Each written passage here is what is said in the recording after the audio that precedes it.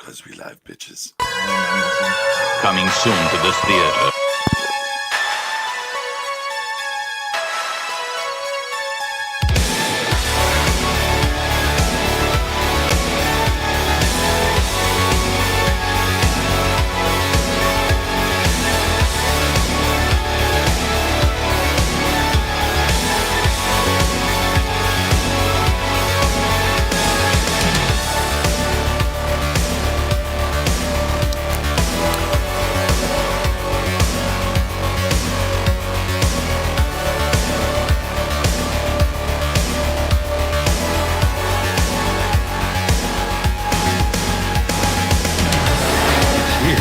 It's alive. It's moving. It's coming this way.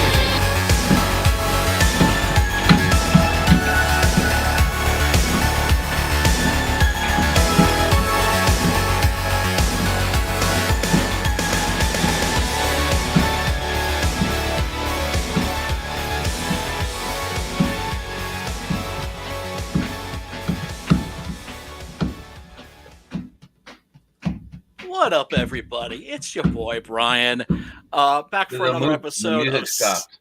What was that?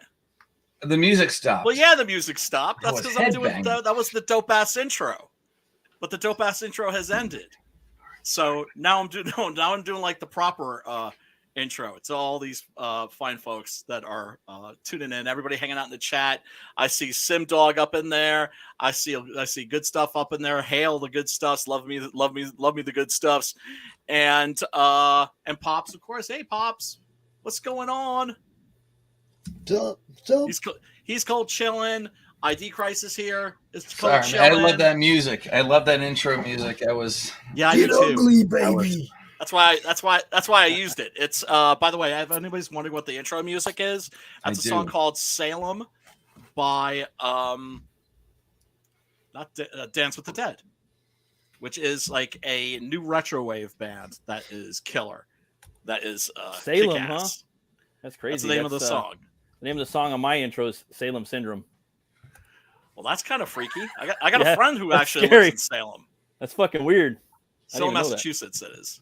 There's a book there's a movie on YouTube called something Crom. It's got this like goblin on there. It's a horror movie. I was gonna show Pops last night, but I forgot. Really? Swear to Christ. Yeah. That's like, oh shit. Yeah. That's kind of freaky. It's not the cheddar goblin. No, it's a different Crom. Yeah. It's a fucking Crom goblin. It's got a green face freaky. and everything. Have you seen that shit, Pops? What? Oh shit. Yeah. Copyright infringement. Right. What? Let me see if I can find it. Oh shit. There's only one crop. Yep. Good Stuff says after this is over, check out my new horror movie trailer at the link that he provides below. Most definitely, folks, go and do that. The Good Stuffs are the shiznit. I love them, and they come up with like really creative shit. You know, they make like the coolest videos, and they obviously put like a lot of work into. Hail, check that out. Yeah. What are you drinking tonight, Matt? I'm drinking the Mind Haze by Firestone Double IPA 8.3. Got it at fucking Winco. You guys probably got Wincos out there across the country. Good prices. No. Pretty I good haven't stuff. heard of Winco. It's like Food for Less or Costco, but it's What coaster are you on? Oh, it's like a big box store. Kind of. It's in Long Beach. I live like kind of between Long Beach and LA. I live in Bellflower, Los Angeles County. But yeah, man, this is it right here. Fucking pretty good. The movie in question, Pops, is called Curse of Crom, The Legend of Halloween. 2022 just came out. Fantasy horror. And fucking Crom such a flow wins. Yeah, it's got a goblin with the fucking hood on his head. Like, motherfucker. Trying to rip some shit off. But yeah. No, it's what's known as parallel development. No. Like I know somebody that like was a script reader. Yeah, you had experience with that, I do believe. Yeah, like he had. Well, I mean, I didn't, but I have a friend who had experience with it, who said that he read in 1 month 3 screenplays that had scenes that took place on southwestern rattlesnake farms. Snaps. Crazy. Yeah. Yeah. What are the odds of that? Right. So I heard rattlesnake's a good meal. I would try like rattlesnake. I mean, you got to know how to dig out that gland.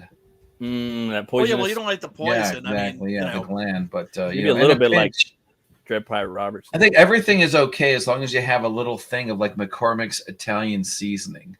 As long as you have that, I got that. you can make anything taste good. yeah. I got that for one I get reason. props on my cooking, and all I do is I dig through the cabinet and I look for that thing of Italian seasoning. I sprinkle it over anything, and I'm a rock star. I use it for my medieval times potatoes.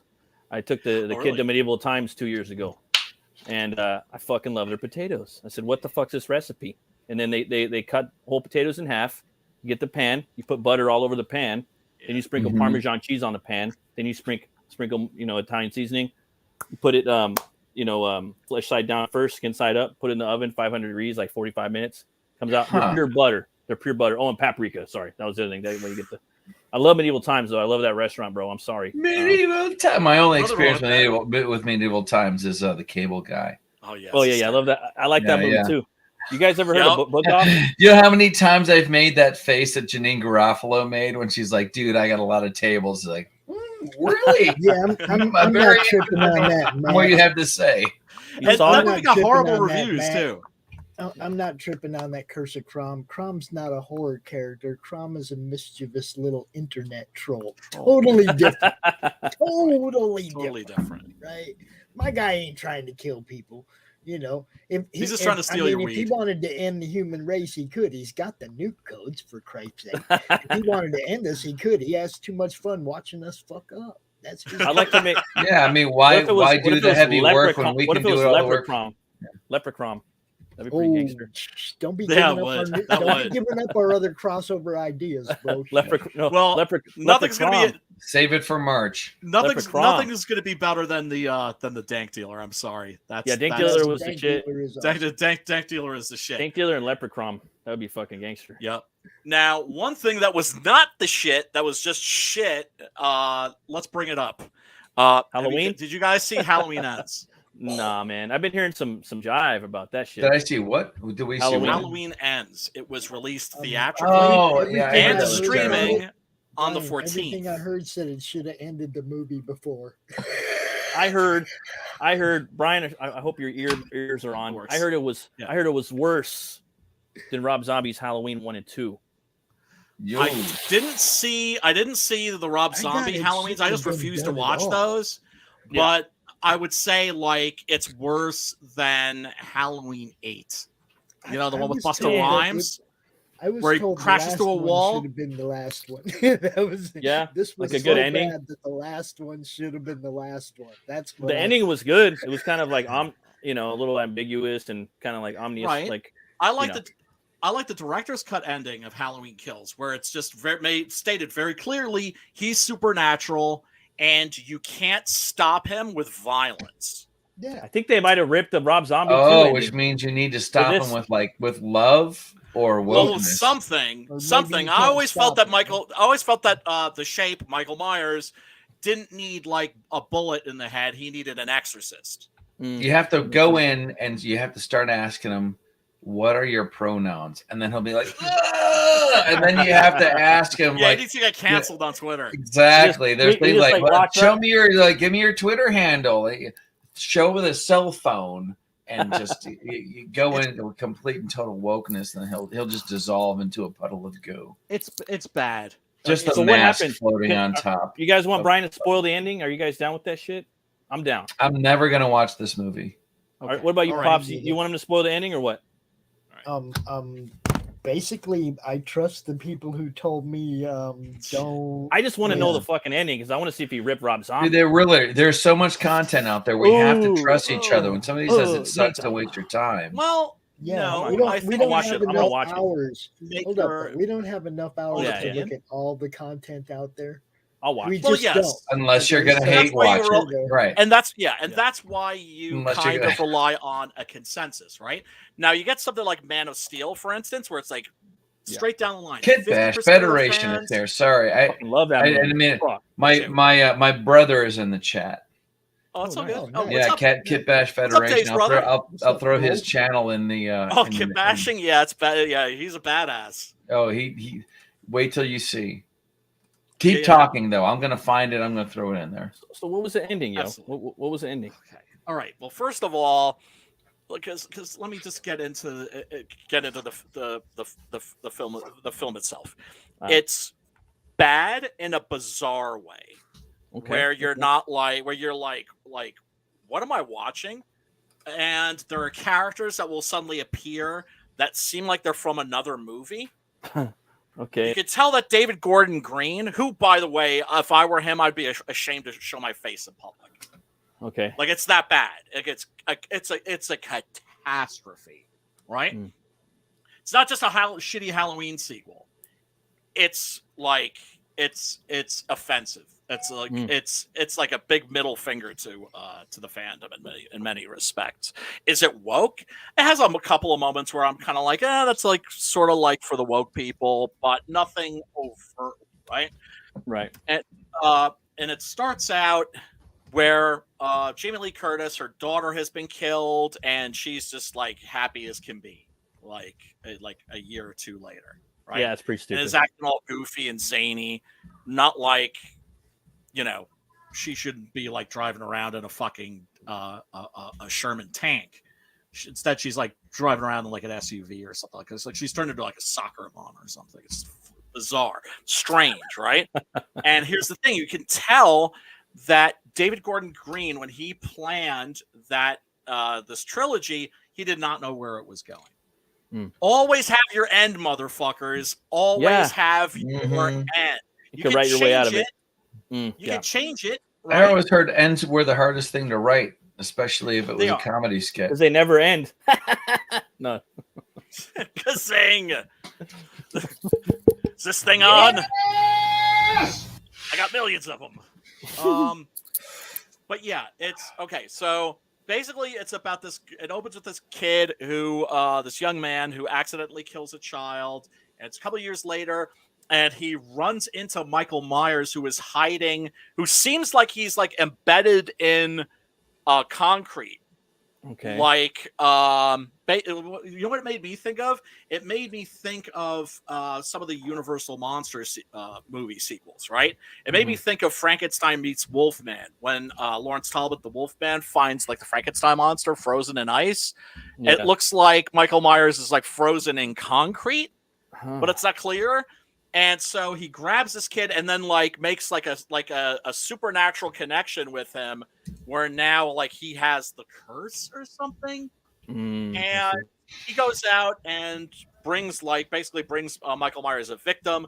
With each victim, he gets stronger. So then it seems like, once again, like a Universal Monster movie sequel, he needs to power up, right? Kind of like the Frankenstein monster and the aforementioned Frankenstein meets the Wolfman needs to be juiced up. He's low on juice, right? Like a lot of characters. Who among us?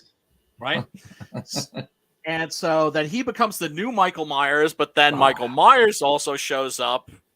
Okay. And the mask changes hands. Like the guy, it's got one moment in it where where I genuinely laughed and was like, okay, that's awesome. And that's where the new Michael Myers, which makes no sense, takes this DJ who seems like he's out of another movie. You know what I mean? Like from the 70s or something. Like he's like practically calling people jive turkeys, right? Yeah. And he just bangs because he's been talking shit about Michael Myers, and he just boom, boom, boom, bangs his face into like the control panel. Until it's like a really great practical effect of like the entire bottom half of his face like hanging off and his tongue lolling out. Nice. And then he cuts his tongue off for good measure. I was like, okay, that was pretty Can't tight. leave anything to anyone. Yeah. Right. Then we get to the ending, and what happens is, spoiler alert, everybody. Spoiler alert. Jamie Lee Curtis is Laurie Strode. She is stunning and she is brave, and she goes full Mary Sue. She goes full Mary Sue, right? And fucks the Shape up. Fucks Michael Myers up. He doesn't stand a chance against her. Effortlessly. She's. What about the other guy? So did she have that? Like, did she have some of that yogurt first? I don't know. It's like I don't know. like Popeye with the spinach. She has the yogurt and then Yeah, I don't know, right? goes to kick ass. But yeah, the kid who puts on the mask and replaces Michael Myers and goes out and does murders and shit, he gets killed. And By then Michael, Myers right? takes his mask and puts it on and usurps his title back, basically. Yeah, takes back the mantle, right? So it's like the shape becomes a mantle. And one of the things I liked about this series also was that for the first time we were like, once again, I should say, knowing Michael Myers as the Shape, right? Because in the first movie he was the Shape, right? And they sort of, and then later with like Halloween 4, that's when he became Michael Myers instead of the Shape. Yeah, but also you would say the Shape, and people wouldn't know who you were talking about. So I don't know who you're talking about. They sort of play around with that idea. He's the Shape, so he can change shapes. Or they're using it in the marketing for this one. Shit happened. You know that, right? Yeah. And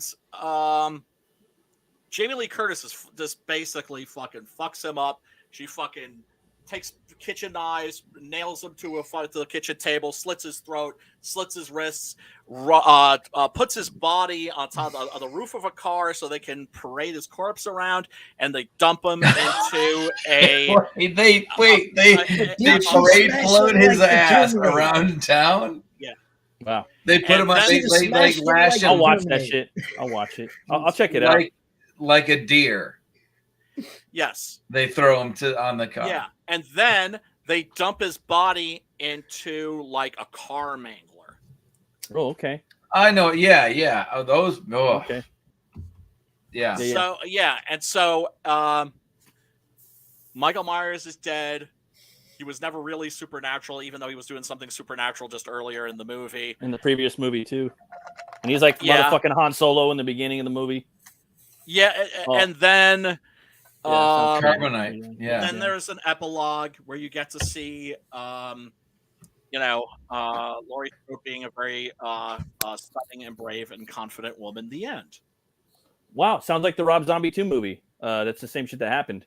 Really? Yeah, his sister becomes Rob Zombie at the end, but she doesn't fully like manifest into him. She's in a good stuff has a good question. She's in a fucking an asylum. I love the thing at the end.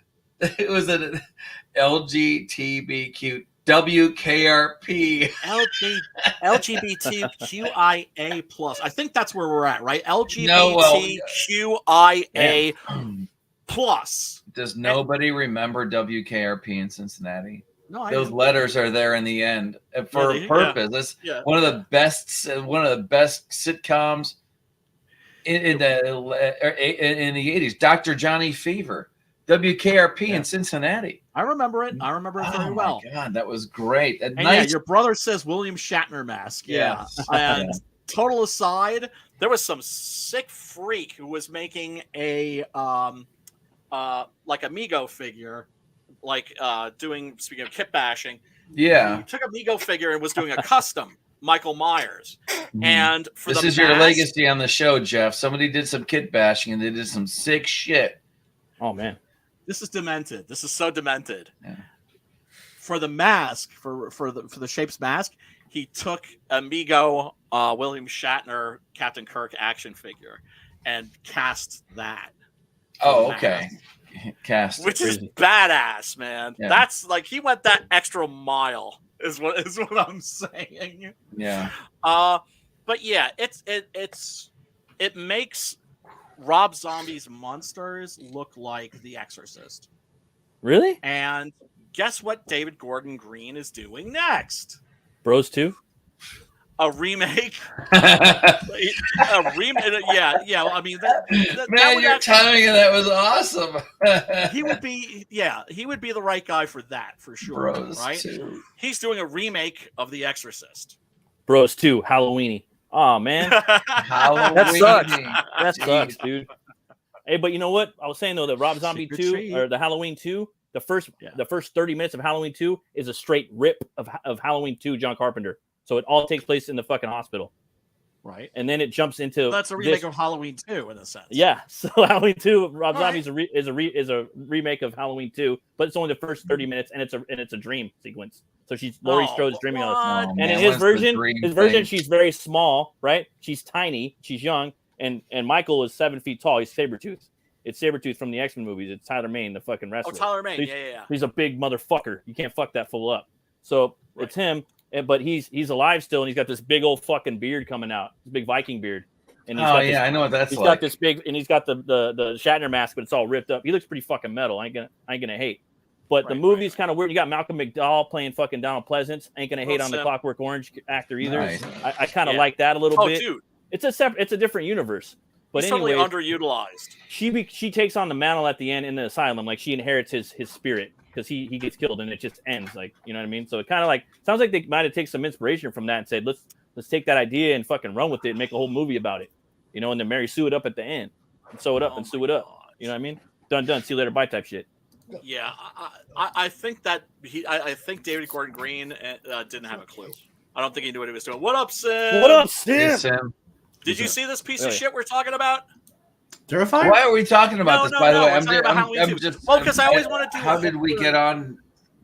I always want to do horror news. Always got to do the news in the get. Okay. Yeah. Before we get to the movie of the week. We're talking about the new ones. Nope. We're talking about fucking Halloween Ends. And Terrifier 2 is in theaters again. It's in theaters right now. They keep extending it an extra week because it's so fucking gory. I was going in to check my email on Yahoo. People are throwing up in the theaters for Terrifier 2. They're going into throwing up in the theater. I haven't heard about that. They're giving barf bags with Art the Clown on them at certain theaters. People are throwing up. People are having seizures. It's legit. You can see they're filming it. They're posting it up on fucking social media of people going or getting the ambulance called. So they're warning people about watching. That sounds. We need this in horror. We need this. Yes. Well, you know what that is? That's straight up William Castle shit. You know who William Castle was, right?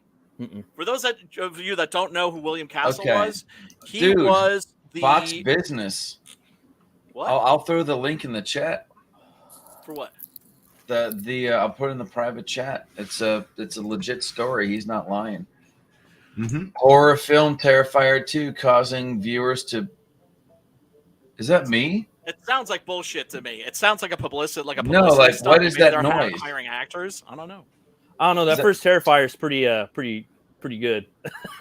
I can see I'm sorry. The gore is pretty good. I mean, the gore is off the chain. If they take it up a notch, and then I was watching a stream the other day where someone's like, "Man, you can't make a fucking movie unless $1 million." I'm like, I was talking to the wife right now before the stream. I'm like, the fucking Terrifier and Terrifier was like $100,000. Fucking scary badass slasher movie. Awesome. I don't know. Terrifier 2. Hollywood. Terrifier 2 made it cost $200,000 to make it. And now they just made like $2 million on it. It's got fucking Chris Jericho in it too, by the way. Does it really? Really? Yeah. Well, he calls his character called Painkiller. It looks like they're at a con or at a horror con or a horror party. See, now that's using weapons and shit. But every time, like it's not the first one, but every time a horror movie. Painkiller is actually one of his wrestling personas too. Why do I keep now? I was watching this. Someone's making a point. I just said what I had to say. Yeah. And there's All Hallows Eve. I see the same character in the. It is. In the movie. It is. That's the same character. It's not the same actor though. No, they hired this new actor for. This new actor's way better. I mean, the other guy was solid, but this guy's born to play this. He was an unknown. He actually played the Joker in a fan film. He looks like him a lot too. I forgot his name. Is that not the fan film that what's his face made that did Hunter Prey? Did he do that? Was he that Joker? I'm not sure. I'd have to go back. I seen him on International Movie Database yesterday, but I just wanted to check out who the guy was because before we get into Terrifier, I thought he did such a fucking good job in that movie. Like he was so good. Because I told you, I've said it before. I watched this movie like maybe 3 to 5 years ago and fell asleep. And I woke up with the girl getting cut in half. I was like, oh shit, and I passed the fuck out again. So I went back and watched the whole movie. But anyways. They did that it's escaped me now. The Bone Tomahawk maneuver. Yep. On that chick. Except for those troglodytes got it done a lot faster. Yeah. Yep. Without a chainsaw. Right. Or a handsaw. Yeah. He had that handsaw. Oh, is that what it was? You It was a handsaw. Yeah. How to make the big garbage Right plastic now, bag yeah, I scary. remember it was a handsaw. Wrong turn. Kit Bash is actually he's got it's a good quote. I mean, we're brothers. We watch a whole bunch of stuff together, but that one right there, The Freak, yeah, it won't just scare you; it will fuck you up for life. So will Castle. That's a line from Crazy People, a comedy with Dudley Moore and Daryl Hannah. Oh, Castle Freak will fuck you up for life too. I saw Castle Freak. That was pretty good. That will fuck you up for life a little bit too. That's a type of horror movie that's not fucking around. Night of the Living Dead is like that. Texas Chainsaw Massacre is like that. They're not playing nice. No. They're genuinely out to like get you. And we showed the Terrifier 2 trailer on here last week too, huh? Did I? I think we did. Maybe. I was looking for that trailer. I couldn't find it either. I was like, I might have been away from the phone on that one. Yeah, you showed it. Cursed evening shift. God damn, man. I got to duck out into my truck just to give you guys a couple of minutes and then run back in and that's cursed. The trailer just dropped actually 6 hours ago. Oh, no shit. Yeah. One of the things that's interesting about Terrifier is that it was funded in part by Dread Central. I saw that. Yeah. Which but there's barf bags.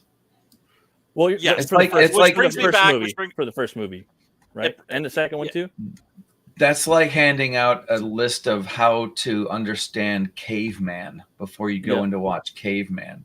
I think it's cool though, man. Like I ain't gonna lie. Like if they were like, hey, we want to make a Butch Cleaver movie, we're gonna give them barf bags with Butch Cleaver on them. Dude, it's beautiful.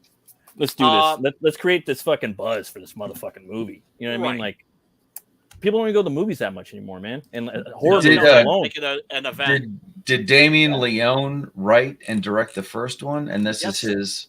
Yeah. Is that true? Yeah. I'm assuming it's going to be the same thing on a bigger budget, and definitely that it's going to have to kind of one up the original.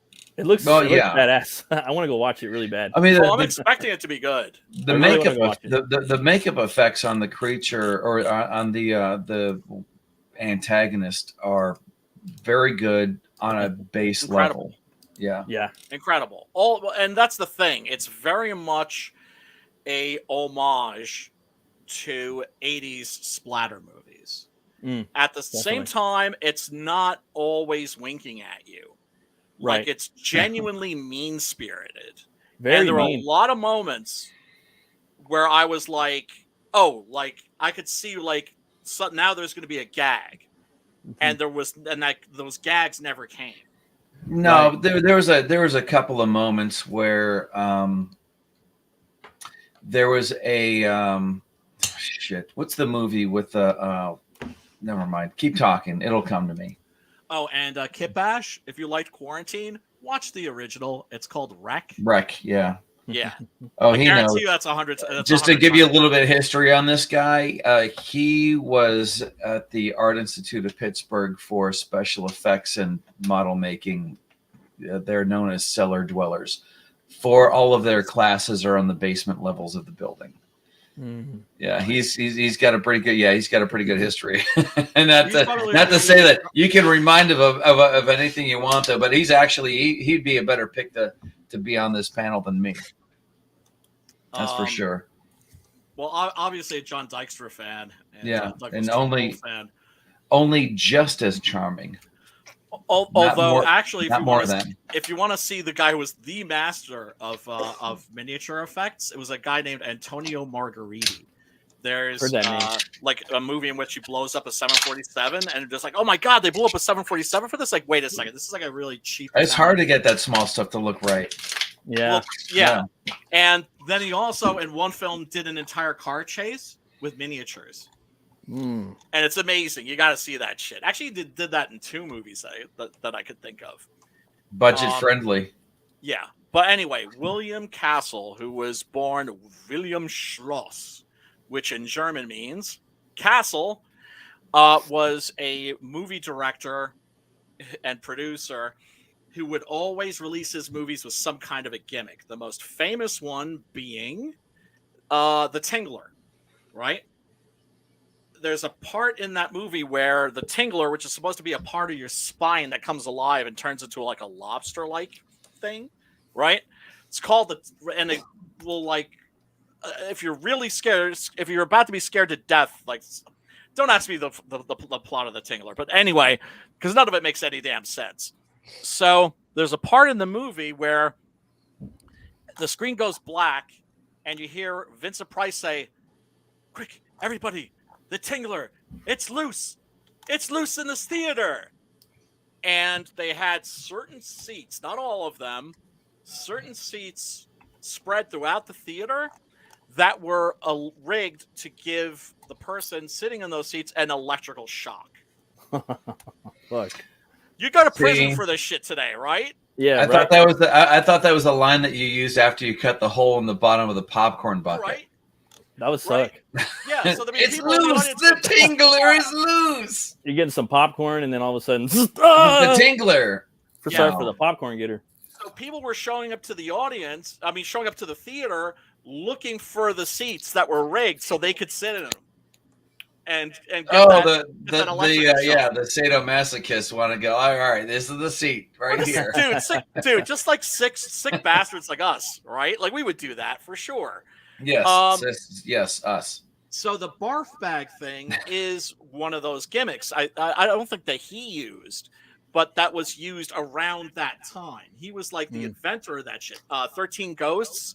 That was shot where you'd put on like your special glasses to see the ghosts. Yeah. Right? Because it was using kind of like a red-green anaglyph thing, or kind of like 3D, right? Oh yeah, and then there was a Merjo with an echo. Can you? Yeah, somebody's echoing. Really? It's you, Brian, right now. Is it me? I'm gonna try. Let's test it out. Yeah, but sometimes you have to stop the audio of the video while you're talking. It's kind of weird lately with an update that was happening. Maybe that's what's happening. Was it an update to StreamYard? Technically, you have to mute the video of the thing you're sharing. Oh, okay. Are you still echoing? Or maybe it's. Yeah, I'm not sharing a video actually. Like, I'll mute myself. Okay, I'll mute myself. I haven't heard anything, and usually it's like the opposite of farts. Whoever smelt it doesn't dealt it. Hello. I don't now hear pitching. Manny, Mona. It's gone now? Hello. Sounds like it's gone. I don't hear it yet. Yeah, isn't this a professional stream, folks? Yeah. Thanks for tuning in. I think professional stream. We do appreciate you. Smash that like button, smash the subscribe, and ring a ding dong. Professional stream is an oxymoron. Yeah, it is. IMO. So yeah, no, like so the barf bag thing and this story about people fainting in the theater. I was so happy to read this. I was checking my email every morning. I check my emails and I check my Twitter, all this shit, right? And I was so I was joyous to see this for horror. You know what I mean? Yes. We don't really see that. We need more eyes on this. We need more horror movies that are fucking badass, made it on $100,000, $200,000. I was talking to my kid and I was like, hey, they don't make movies like that. My wife, and this guy might have had the hookup though. You know what I mean? He might have had someone that could do the effects, someone that had a empty apartment building, someone that had access to props like the extermination team. You know what I mean? Just little things like that. But still, everybody's different. But this is inspiring, man. We can make our own fucking horror movies one day. Absolutely. Maybe if we crowdfund them or something, man, it could be like a movie gate or something. Absolutely. And for me, horror is the easiest, most fun thrill ride we could jump on probably and do it successfully. Especially you, Brian. You're a fucking awesome writer. But yeah, sorry, little joyous rant about reading that. Well, barf bag shit. Couldn't have movies like this if it weren't for the fact that video has replaced film. Yeah. Right. So now you can get like a pro-am camera for like $3,000, $4,000.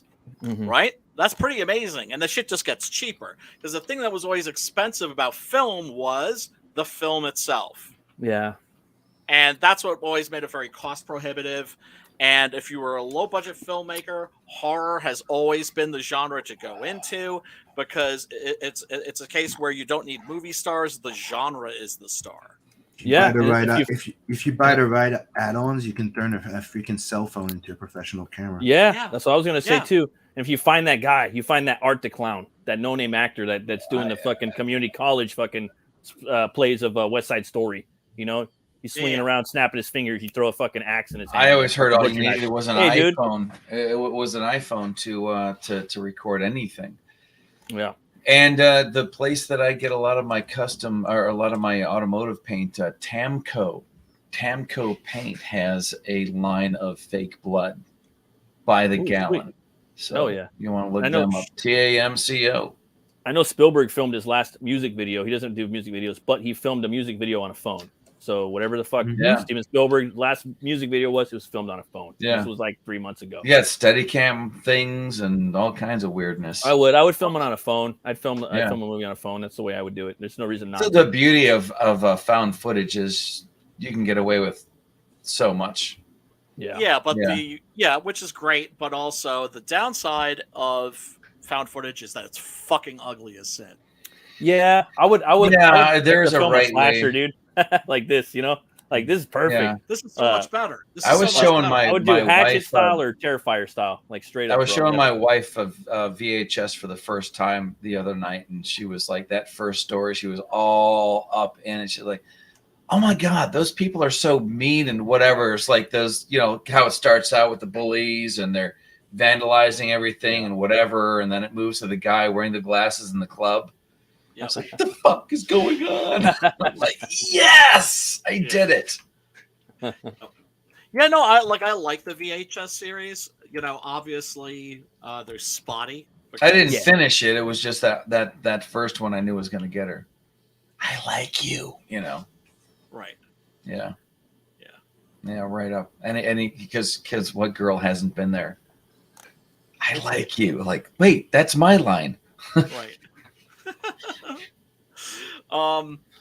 So God, what was I saying? I was well, obviously we're talking about Terrifier. Yeah. What I really like about this movie is the fact that years ago there was this trend, and it's still continuing somewhat, that started with Robert Rodriguez and Quentin Tarantino's Grindhouse, which was a double feature of Planet Terror by Rodriguez, and which is pretty okay, and Death Proof. My boy Kurt.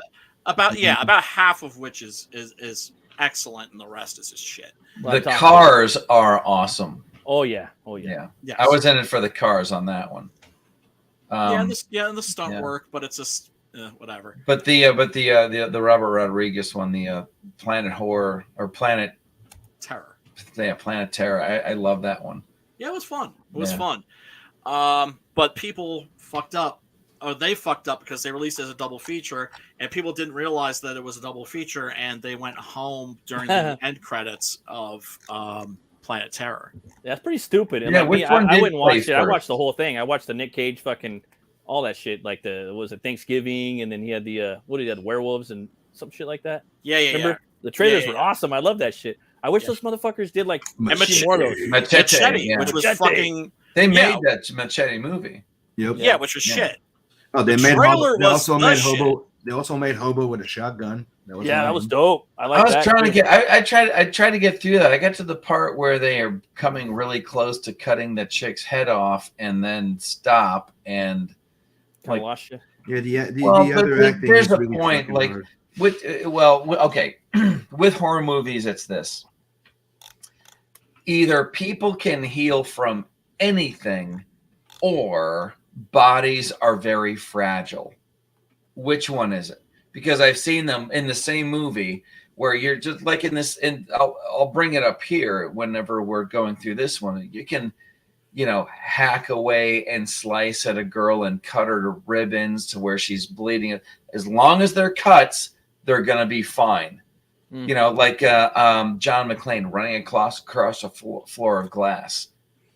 And it looks so bad when he's picking the glass out of his feet. Yeah, but as long as he's not dead, he'll be okay.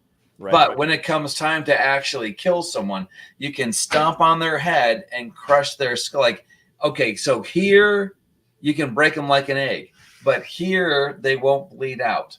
Give me a little bit more of a convincing, where's the line? Where's the threshold?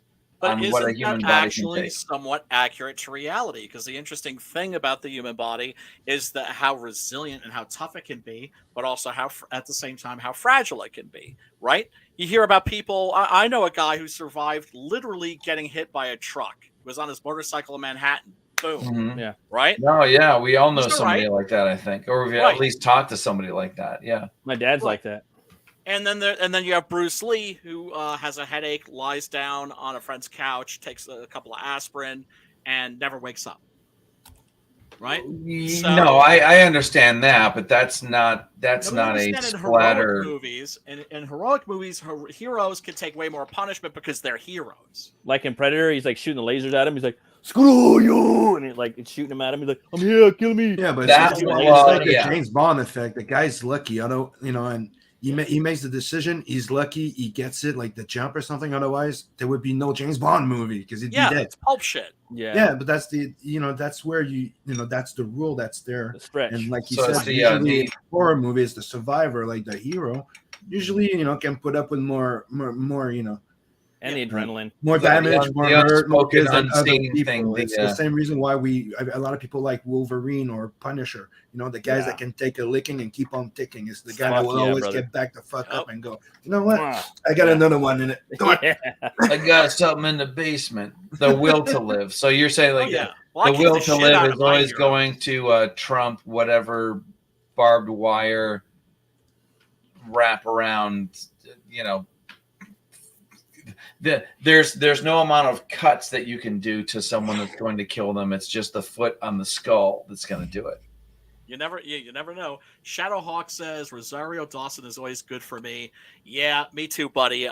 She's dating that loser, Cory Booker, and what? Yeah, and this is a special message. That government dude, she's married to him. Senator or something. Are they married? Oh God. No, but I thought they were Cory married. Booker. All right. Rosario, I'm talking directly to you, baby. Drop the zero and get with the hero. There, I said. It's the old Vanilla Ice line. What woman can stand up to that? Pop's is hiding down there in the corner, dog. Okay. I thought smoking hot. I thought, okay, who am I thinking of? Who's All right, I'm going to take another hit after that. who's the chick that up, Pops.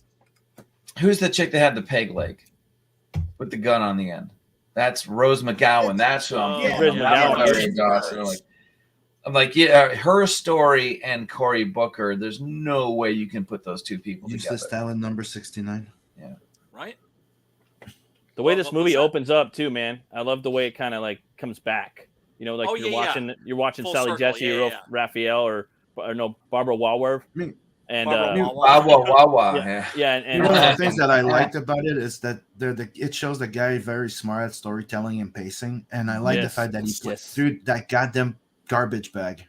The goddamn garbage bag. The goddamn movies. Like I make jokes about it. It's like the clown is fucked up, but they succeeded into making it's like the paper bag from that other movie that was flying in the air, like the plastic bag. You took that and made it like, dude, you're gonna be scared about that fucking little bag. Bag of tricks. What's in the it? Fucking bag of tricks. Exactly. Yeah. Scary. That's the fear of the unknown. You can't see what it is. And he's walking around like it's precious. So it kind of gives you that vibe of something in it that's precious. And then also it makes you talk about the homeless. They make you think about Halloween. So it kind of touches every side of like the how do you call it, horror, but like in real life folklore, like society or checks boxes. Yeah, those little lores from different areas. Urban legend. Urban legend. Thank you. Well, it's Halloween. Everyone's walking around with a bag full of something. Yeah. True that. That's another side. That's another side of the coin too. Right, and the fact that it's nothing fancy. It's just like a garbage bag. Mm-hmm. Right, which means it's either candy or heads. A full Right. garbage And bag. in this case, because it's you're asking neither. yourself also, who is this guy? Yeah. Where does he come from? Why is he doing this? Mhm. Now, ultimately, we do get an answer at the end of the film. Exactly. Correct. I don't even know that we get an answer when you say, like, who is this guy? Yeah. But there's something, yeah. I probably You can't even say who is this guy. It's just right. Well, if you watch the All Hallows there's a Eve, couple of there's a couple of seconds in in there where I'm like, if you watch All Hallows Eve, you know what the guy is. But Right. maybe we'll spoil that at the end of the show. dude, Matt, you already look. I mean, actually haven't seen that. It worked okay. I watched part of it. So I got a little bored. I can guess which part you watched. I watched the beginning and I was like, oh, this is so not Terrifier. But like I saw where he took scenes from or parts from Terrifier and parts from All Hallows Eve he put into this movie, especially the pizza scene in the beginning. For me, that was terrifying. The whole scene in the beginning too, by the way, before this, where he's sitting in the fucking pizza the pizza parlor. Yeah, he's scary in there, bro. Genuine. You know, you got a new actor. It's his first movie. He's playing this scary fucking clown. This whole sub genre of horror. You know, the clown horror. You know, and they're breaking it down, bro. They're making some new fucking clown horror that's like best clown horror movie since the first It movie, as far as I'm concerned. I agree. So in our chronology, in other words, in our reality, on All Hallows Eve was the second movie. The first one. Basically, which one was filmed first? All Hallows Eve. Okay, it was. Okay, and so gotcha. Right. And so this is sort of a movie that's kind of like Lights Out, in the sense that you have a filmmaker that's taking a short and expanding it into a feature.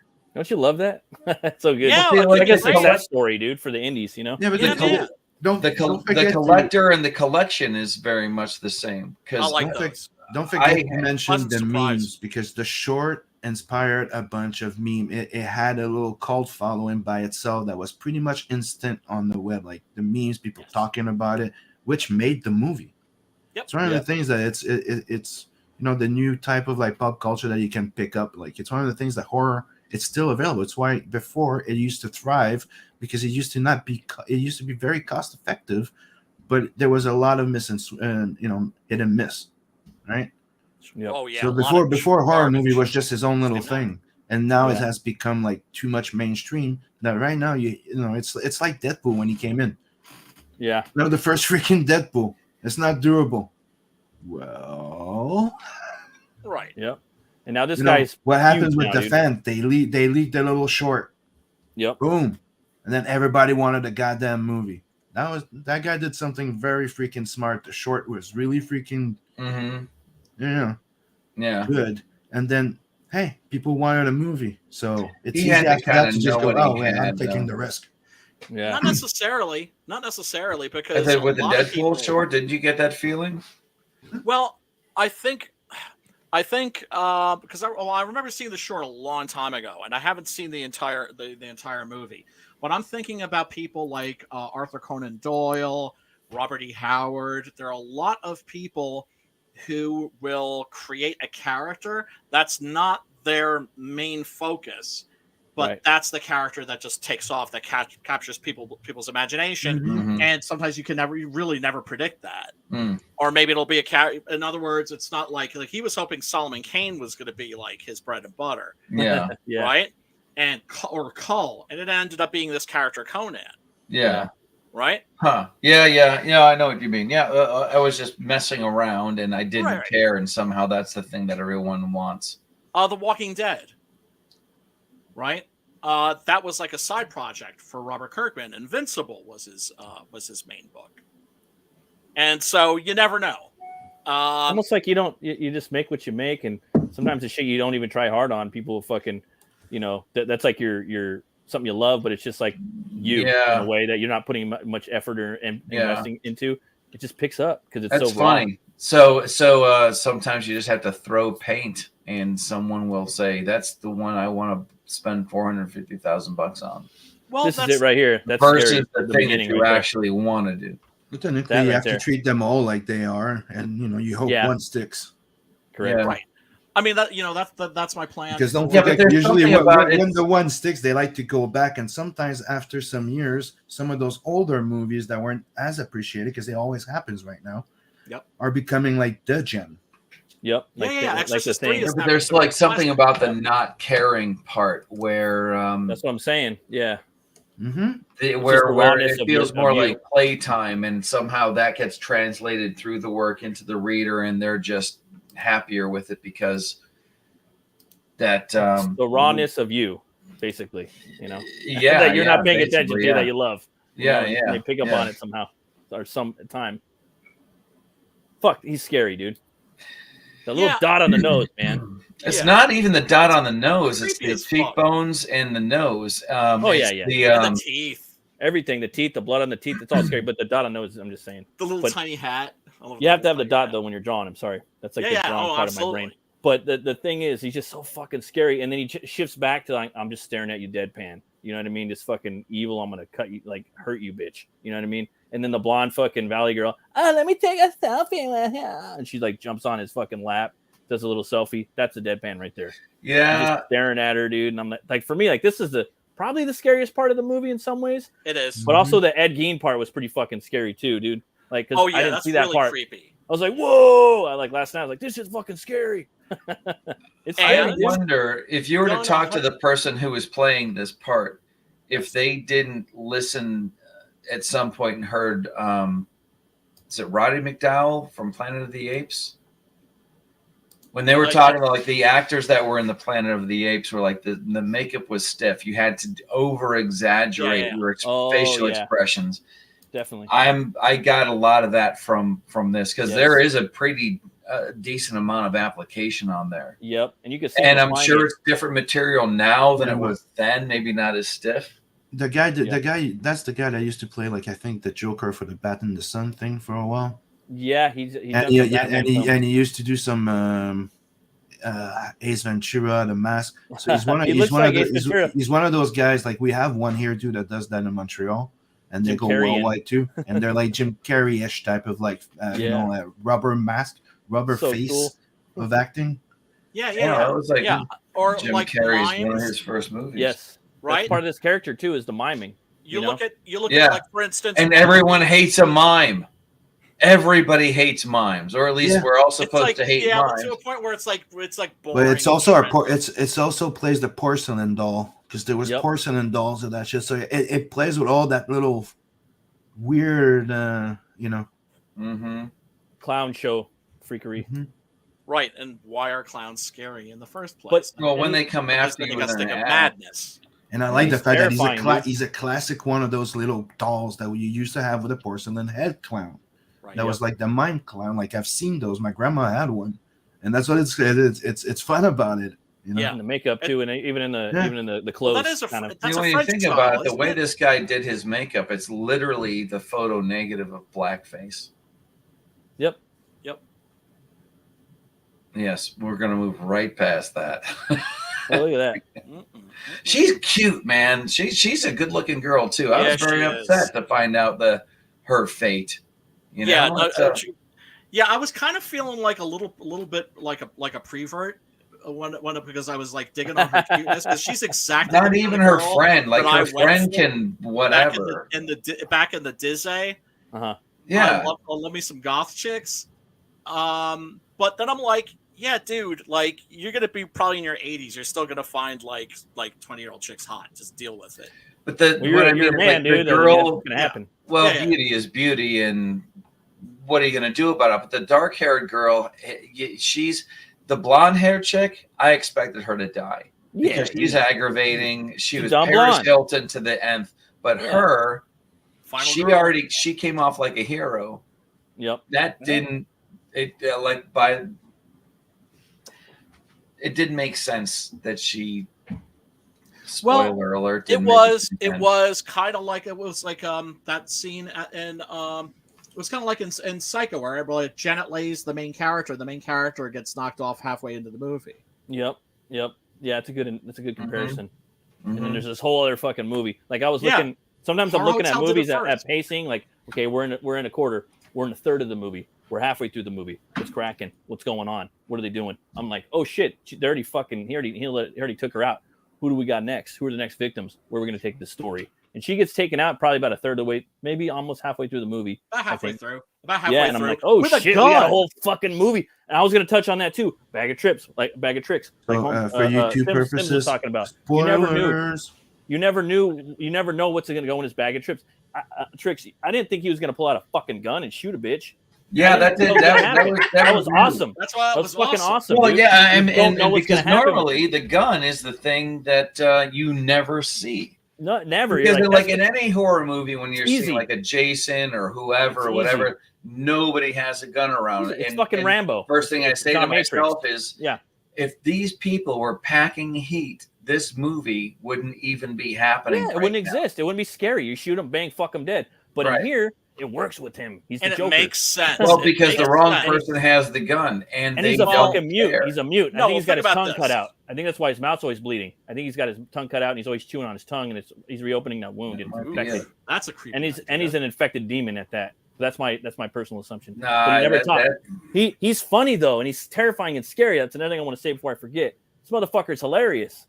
You know what I mean? He does some funny shit, but then he turns around and he fucking scares the shit out of you. Like for me, when he comes out of the stairs.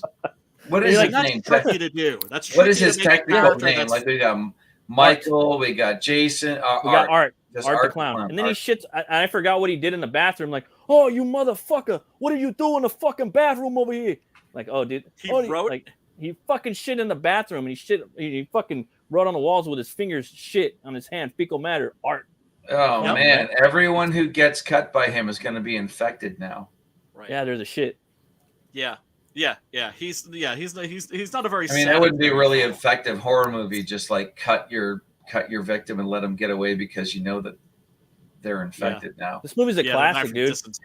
This movie's a classic, and I'm gonna say him and fucking Nicolas Cage's Red. So you got Red and Art. So far, those are our two this decade's horror icons. This one's for slasher. Art's a little something different. He's like the fucking slasher protagonist. He's like our modern Ash. That's what I was saying. This guy's like the new Michael Myers. I'm not going to argue with anybody. It's my personal opinion. He's the new Myers, the new Freddy and Jason kind of rolled up in that. You know, he's something new. Yeah. And I haven't seen a fucking clown movie again since Tim Curry did. You know that. But Stitches was good. I don't know if you guys seen Stitches. That one was fucking funny. But this one's the best, dude. The best so far. Stitches. I remember that's on my Tubi list. That one's really funny. Really funny. Really funny. It's a horror comedy. It's a gore comedy, but it's funny. This guy does some funny shit too, but it's like, oh, that shit was funny. Like you're laughing, like that shit was funny, but it's gross and he's funny. Like that's how I felt when I was watching it. It was the miming thing where it goes beyond miming. It like he gets stabbed in the foot and he's like, like, you know he's hurting too, right? Yeah. It's what the Joker could be. Exactly. Cannot be in mainstream. That's what I'm saying. He's the Joker. Yeah. He's got that bag of tricks. He's got that fucking gun. Bang. You know. Oh fuck! I can't wait to see the next movie, dude. I can't wait to see what Chris Jericho does. Chris Jericho is this dude called Painkiller, and he's in a costume too. I think it's at a horror convention or a horror party, or costume party, nonetheless. But it's gonna be fun.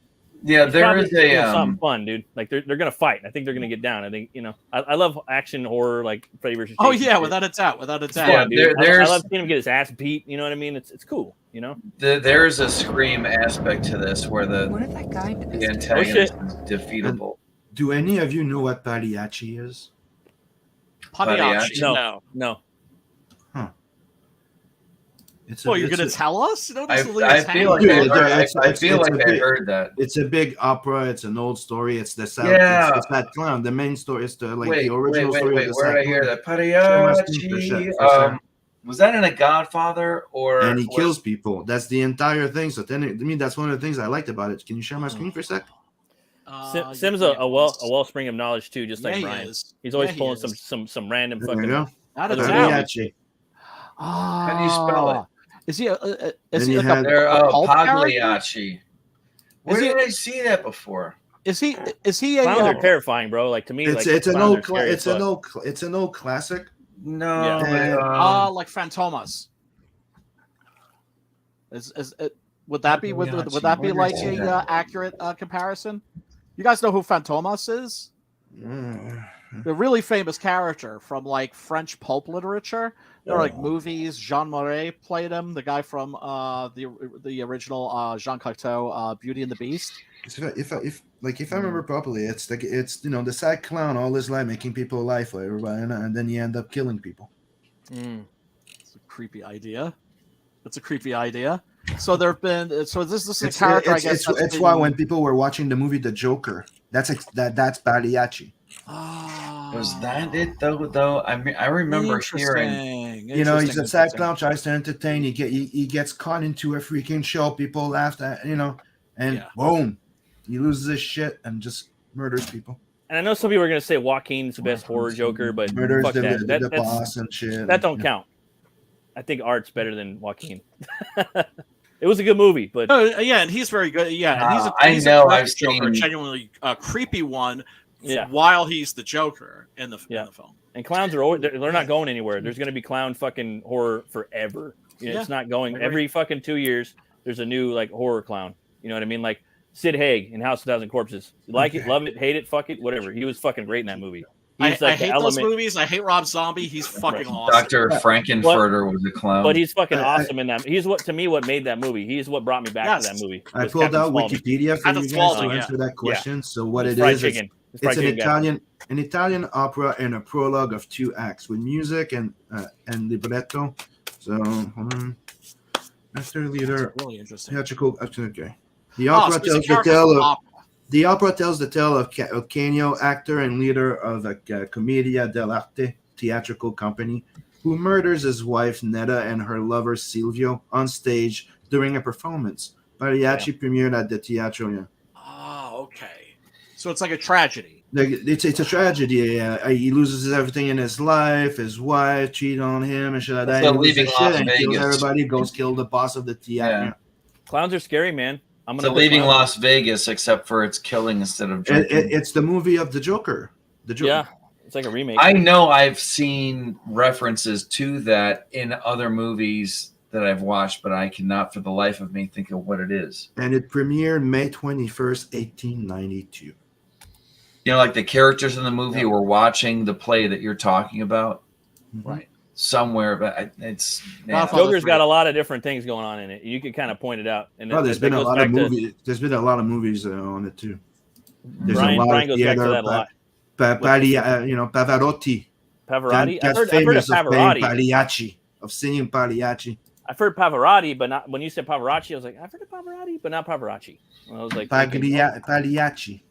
But that goes back to Brian's theorem of like, dude, you could point out a lot of different I think it was Brian that pointed out. You watch a lot of movies where you could see like what directors, what they're taking what from, Oh, of course. Because, I mean, everybody, steals, right? I call it creative theft, but then there's also, we went through this. We're all...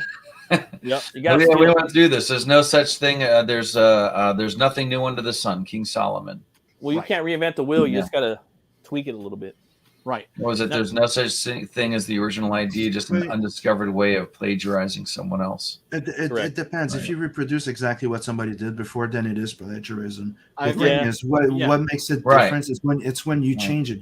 Like there's only one you, and only you can do something in a certain way that anybody else there can it do. is. If I get that skeezy Joe Biden feeling, then I know I'm plagiarizing. Right. Then you have like Tarantino, who's a collage artist who chops up other people's movies and then sews them together into like some kind of a Frankenstein monster. Frankenstein. I was going to say, Frankenstein. With you have the legs where the arms should go and the arms where the legs should go. And... Isn't it crazy though? Like no matter where you fucking find something, like any IP, like from now since like the dawn of like creating, right? Mm-hmm. Where did they get that from? Where did Mary Shelley get her inspiration from? She was reading like Greek myth and stuff like that. Oh, Mary Shelley, dude. The first sci-fi horror writer. She's fucking. That story was fucking great, dude. Johann Conrad von Dipple. I didn't want to say it because I'm using that motherfucker. But yeah. Castle Frankenstein on the right. Radu Florescu, I think is the name of the scholar. He said, like, I don't know this for a fact that happened, but it's a hunch, and it's like, as far as I'm concerned, Fuck it, it's him. He was in Castle Frankenstein in fucking Germany on the Rhine, right? Yep. All right, take my shit, guys. No one did it. I don't know. Marvel did it fucking 40 years ago. All I know is I'm not going to feel at all fulfilled by the time the end of the stream comes around until Matt refers to me as that motherfucker, because he seems to have a great amount of affection for those who he refers to as that motherfucker. So if he doesn't call me that by the time the stream is over, it's gonna keep me up at night. Just want to let you know. Yeah, so this is a character called that motherfucker, who is a character from Pops gets it. Pulp literature, and he is a character who is a criminal for the sake of crime. Ooh. Like he's not after any. He's a murderer for the sake of murder. Like in the beginning of the first novel, which I've read, I think it's the only one that's been translated into English. He starts out murdering an old woman in her bed. It's nothing personal. Well, he makes sure that she's somebody that's rich, right? The idea that you can be got to, and he's just causing chaos because, of course, there's always this detective. That is this police detective that's always on his ass, right? In all of the novels, evidently. Although, like I said, I've only read the first one because that's the only one that's been translated into English as far as I know. And ultimately, what the detective discovers is because he's trying to figure out, what is his caper? There is none. It's just to create chaos and fear and to basically completely fuck with the society. And crime for the sake of crime, murder for the sake of murder, and pure chaos. Yeah, he's a character that's inspired. For Diabolic, for instance, who's very much a criminal for the sake of being a criminal. And there's Jean Marais. I'm probably mangling his name there. You can let me know if I am. Sim. It's French. You can't not mangle it. Yeah, because my French pronunciation sucks because the French don't make a lot of horror movies. Yeah, because I didn't understand what you said. Lorenzo. Okay, Jean Marais. Jean Marais. The motherfucker's rocking Blueface. Yeah. Well, yeah, it's a disguise, of course. But, and I think they made maybe 3 of those movies, and they are actually a lot of fun. They're definitely worth... checking out. But related to the clown villains that we have now, absolutely. A character like Art the Clown, though, is clearly more Michael Myers, The Shape. Definitely. He's an 80s slasher franchise character. I would even totally, dude. Even like 70s. Like when you're looking at the way that they're shooting stuff, like zooming in, it's kind of weird. Like the pumpkin head 70s. Of the parlor manager, the pizza parlor manager. Yeah, he cuts off the motherfucker's nose and his eyes. You know what I mean? Zooming in on it. I found that a lot of the shot compositions were very much, and then maybe they were very comic booky. They were very of course everything's in a rectangle, but they were very straightforward as a comic book might have been. Comic book panel would. Yeah. You could tell that this was storyboarded and that it was and that it stuck very closely to the storyboards. All the shots. Oversaturated colors, but not Thousand of a Thousand Corpses oversaturated. John Carpenter-esque score, right? Yeah, man. I was just about to talk about that. I wanted which is turning into pretty much that fucking music. It was just bum, bum, bum. There wasn't even that. There was that one that was just like that low hum, that brooding something about all right, I get it. It was effective, but it was, what are you gonna? It's John Carpenter's music as a genre. I always thought that was one of the reasons why they kept having him direct stuff, was because it was a bargain. Oh yeah, well he would always say that. Why are you starting the movie? It was because I come cheap. Yeah. especially if it's The Thing. And he considers himself now. If you guys haven't, if you haven't read the John Carpenter interview that he did with the Onion, you got to read that shit. The just recently, yes. Who posted up on Twitter? It was they were asking him about I remember Elevated Horror. Elevated Horror. He goes, I don't know what you're talking about. Yeah, that was me. What he does is he says like, yeah, I'm just like, the way I see it, I'm just a composer now. And I could tell he was like, realized that if he kept making movies, he was in danger of damaging his legacy. And he was looking at people like Tobe Hooper and Dario Argento, who were making absolute trash at the ends of their careers. Yeah, right. And damaging their legacies. Yeah, but don't forget that when you start making movies, you also ran on a rant of that Hollywood now wanted to let people make movies, so he was not going to go and do cookie cut movies, and he quit. Right. Well, there's I also not as a horror sci-fi, but Peter Hyams is one of those directors. Yes. The stuff that he did earlier when he was doing all my favorite Peter Hyams movies: Outland, Running Scared, Bullet. Peter Hyams did Bullet. Yeah, right. And then, but there always was this killer at the chases. His chase scenes were always the shit. Right, and he did a lot of great stuff early on, but like later on, like I was not a fan of The Relic. I was not. Or the Presidio. The Presidio wasn't terrible. Yeah, but it's not a good Peter Hyams movie.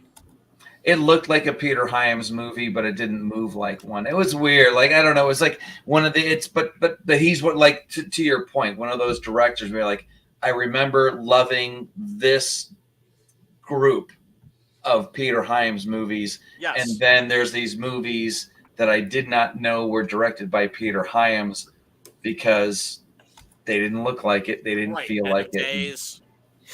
Right, exactly. When I he directed that. That's what happens. You go through their IMDb page and you're like, oh, I didn't know he directed that. Why? Because I didn't watch it. Why? Right. The Star Chamber. That's the other one. That's one of my absolute favorites. To chase things. That's a really good one. Yeah. In a freaking parking garage. Yes. But you don't like The Relic? Are you talking about that movie about the museum? It has like an animated GIF. Yeah, it has its charms. There's things to like about it.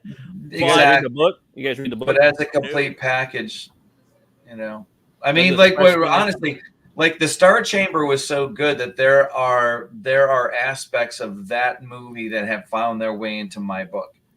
You know what I mean? Like that's where you really know that it was good. Like that whole. Well, that's kind of like almost like the Parallax View, Although the Parallax View is a way better movie. That's a fucking classic right there. But I like the Star Chamber too. Now his son, John Hyams, is one of the great hopes for horror in the future. He did one of the best horror movies of the last decade, which is Universal Soldier: Day of Reckoning. That movie's the shit. That movie's the shit. Because Peter Hyams did a Universal Soldier, didn't he? Yeah, it is. Yes. Okay. Yeah, he and his father actually did. I think a Universal Soldier. Was it 1 or 2 movies before that? And then he did Day of Reckoning, and that's basically the same plot as a movie called Upgrade, which came out later. Oh, Upgrade! I haven't seen that yet. It's Scott good, Adkins fucking slays it. But it's not as good. Scott Adkins is an underrated talent. Oh, he's fucking Batman. He should be Batman for sure. He's Bruce the fuck Wayne. He's fucking awesome. I follow him on Twitter. I've been retweeting that motherfucker like hell yeah. You know what I love about that guy? You know what I genuinely became like a real fan of his? During the lockdown, he was doing live stream interviews with martial arts movie stars. He's so good. And what was great about those interviews was that you would see this guy turn into like a kid, right? And talk about these movies like, oh, I love that scene, or like he was so enthusiastic. Yeah, right. And it's great seeing somebody that's a professional in their field and like pretty strong in their field, just turning in, just geeking out. Yeah, and he would like geek out. Yeah, I mean, because the audience feels that. Yes. And the same way that it's like probably one of the things that was what makes Conan popular is because it's just play. Right. It's not that serious thing that I'm trying to do and turning it into work, because now it's work to me. So now it's going to feel like work to somebody else. And where Conan was just play.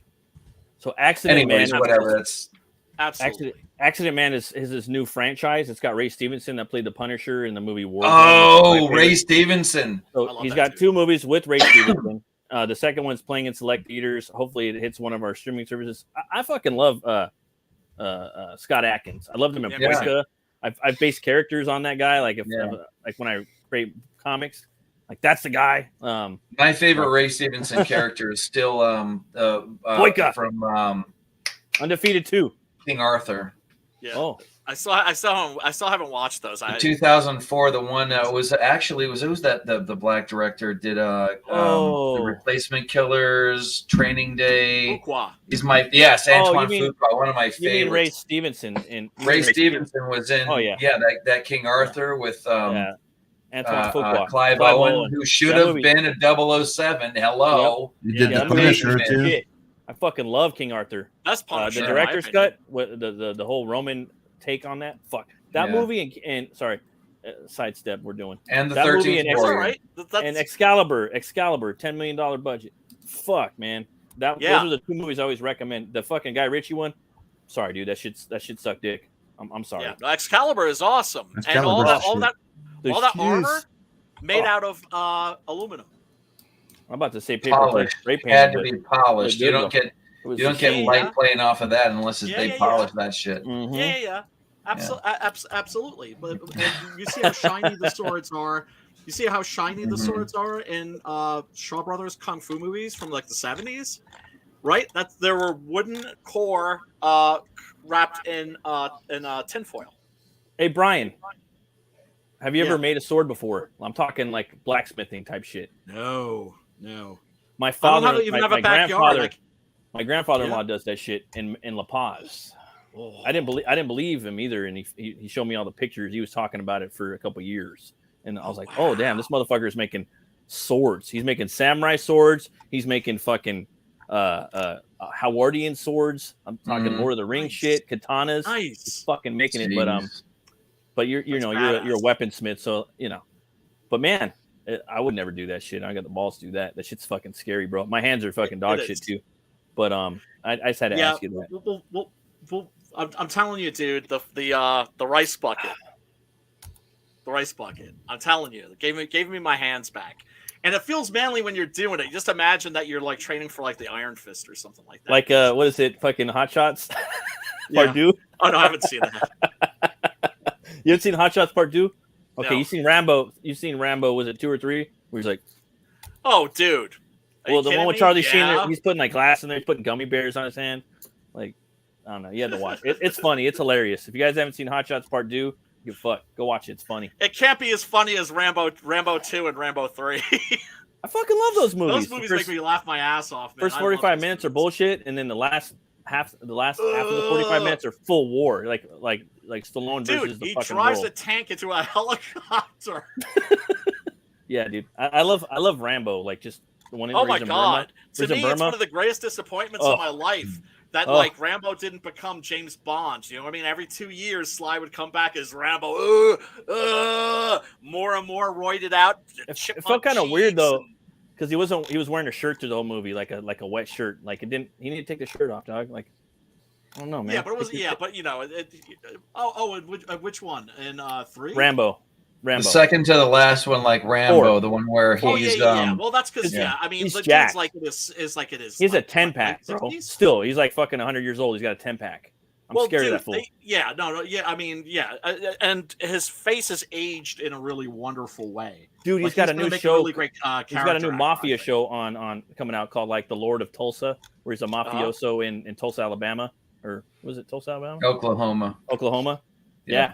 It's a new show on Paramount. I follow him, dude. I can't wait for a new Rambo, a new Expendables. What's the one he's doing? The Sentinel or Oh yeah, dude. I was watching. It's on Amazon Prime. I don't know if it's any good. It's PG-13. It's I'm always down with that though. Like, but it was okay. I forgot the name of it though, man. I know what you're talking about. I mean, we're all adults here, so it's okay. However you want to go with it, but do you want me to let my brother in here, or have you gone off on enough tangents? No, go ahead. No, I mean the more the merrier, dude. Yeah, this is a chill stream, dude. It's a chill stream. It's a chill fucking. I mean, we try to we have a focal point, but that shit's gonna stray off sometimes. We haven't. I mean, I'm just saying, like, I'm gonna run upstairs and take care of some bodily business, but I thought as long as if he can make it in, I'm just saying I'm gonna throw him the link. He's pretty knowledgeable, man. I've had a great time watching him. His channel doing the spaceships and stuff and the special effects and crap that we did when we were in school together. I did visual arts. He did special effects. Damn. Well, I mean, he was in the same school they did special effects for Silence of the Lambs. Damn. So that's awesome, dude. Yeah. That's fantastic. Yeah, he's pretty talented. So if he makes it in here, that's great. You'll hear the ding. The ding. Ding. But go ahead with your thing. Give me a couple. For sure. Yeah. That whole like sawing the chick in half, dude. It was so believable. Then when he gets to the fucking skull at the end, bro. I can't get through. He's like, I can't get it through. Like, it was pretty believable and scary at that. You know, like they put that little minor detail into the script. You're like, whoa, dude, that shit's the gore scary. In this is fucking gnarly. That's the what thing. I'm saying. What's the genre here? It's a splatter movie. I call it gore. That's literally what it is. I call it gore. Gore, yeah, that works. I don't know if that's a real genre. I don't know if I coined that. It's just another name for a splatter movie. Well, technically, it's hack and slash. It's a gore movie. I think that was the how they used to call it. It's a hack and slasher. Yeah, I mean, they're different names for it. Splatter. To me, when you have a hack and slash, when you're going to a hack and slash, like if you were going to like Freddy or stuff like that, you always knew that that somebody was gonna get away or win, right? But a real hack and slash movie, you didn't know like. People could all die. Yes. Like Joe like Bob Briggs the bad says, guy could win. Like Joe Bob Briggs says, anybody can die at any moment. Yeah. Willkommen. Gracias. I'm sorry. How shall we refer to you? I don't want to be rude. You could just call me Jeff. What up, Jeff? Hey, I'm just before Dave gets back. It's not all that. I've got some corporate gig that I do 8 hours a day. It's driving me insane. And I do my other stuff in the basement. I did go to school at the Art Institute, but it's kind of a technical school. They give you that whole industrial design technology part at the end to kind of indicate that you're only going to do your degree. And don't hurt yourself or we'll have to pay for your college. But Jerry Gergley was one of my teachers, and I think he was the one of the effects guys for Optical Nerve for Babylon 5. Oh wow! Nice. Yeah, and Tom Savini stopped over a couple of times because he doesn't live too far north from the school. But in Pennsylvania? Yeah, Pittsburgh. I think he was in. I don't know how far north he was. I don't want to say Monroe. I know that's where the mall was. Did you guys ever watch that movie? Go, everyone's blue. Why is everyone? Of course, blue? I know. Savini says yeah, it wasn't really the best idea. I have to admit, much to my shame, I still haven't made the pilgrimage to the Film Mall because that's like Mecca as far as I'm concerned. I have to do the Hajj at some point. Yeah, I get it. Yeah, it's totally cool.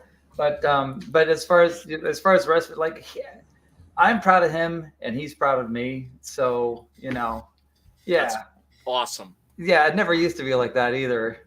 But because we were always competing and stuff. I used to make him late for the bus. Because holy shit, who's that geek? Yeah, the bus used to go around the block and hit the same spot twice. And so I would dress up like him, and then he'd have to change his clothes. Oh, snap. No. I don't remember any of this. Yeah. He's lying. Believe nothing. Oh, man. Yeah, but I've been really enjoying the content, guys. You guys are really killing it. Well, share and like and subscribe and do all the like and stuff. Subscribe, folks. Yeah, I did a thumbs up. I don't think I can subscribe to a live stream, but yeah, you can subscribe to the channel. Yeah. Oh, and then ring a ding ding dong the bell yeah. for notifications. That'll let you know when we are on. Of course, when YouTube feels like it. I did. Yeah, thank you, Sim. I did. I threw up a couple of links. I grabbed a couple of clips from Wonderfest 2021 in reference to some of the stuff you guys were talking about, because they do have some dioramas and stuff. They've got some Bernie Wrights and Frankenstein busts and dioramas, and they've also got put them in the private. Sorry, Jeff. Put them in the private chat. Links don't work. Links don't work in regular comments unless you have a wrench. Oh yeah, let me wrenchify all your asses if you haven't been wrenchified. I know that sounds. Ain't life a motherfucker. Yeah. So do I hit login or something, or? No. It's just like over on the side where you can see where it says comments and private chat over on the right side. Yeah. Okay. Now that's for here in StreamYards. If you see the channel, like I'm watching the channel on YouTube, but I have it muted so that it doesn't echo. Okay. Okay. So in the regular chat there, if you want to put a link in there for everybody else, you can. If you have a wrench, it will let you post a link. Otherwise, I don't think it does anything. You got a wrench. Lorenzo also. What up? You got a wrench too? Yeah, say it like Oprah says it. You get a wrench, and you get a wrench, and you get a wrench. I have had enough of those folks. Oh, without a doubt. Okay. Without a doubt. There, little man. Everything is all right. Are we all waiting for November like Christmas? God damn. We don't talk politics in this show unless Brian says it's okay. Okay. No. Fair warning. You can talk as much shit as you like. Well, then we talk politics in this show because Brian said it was okay.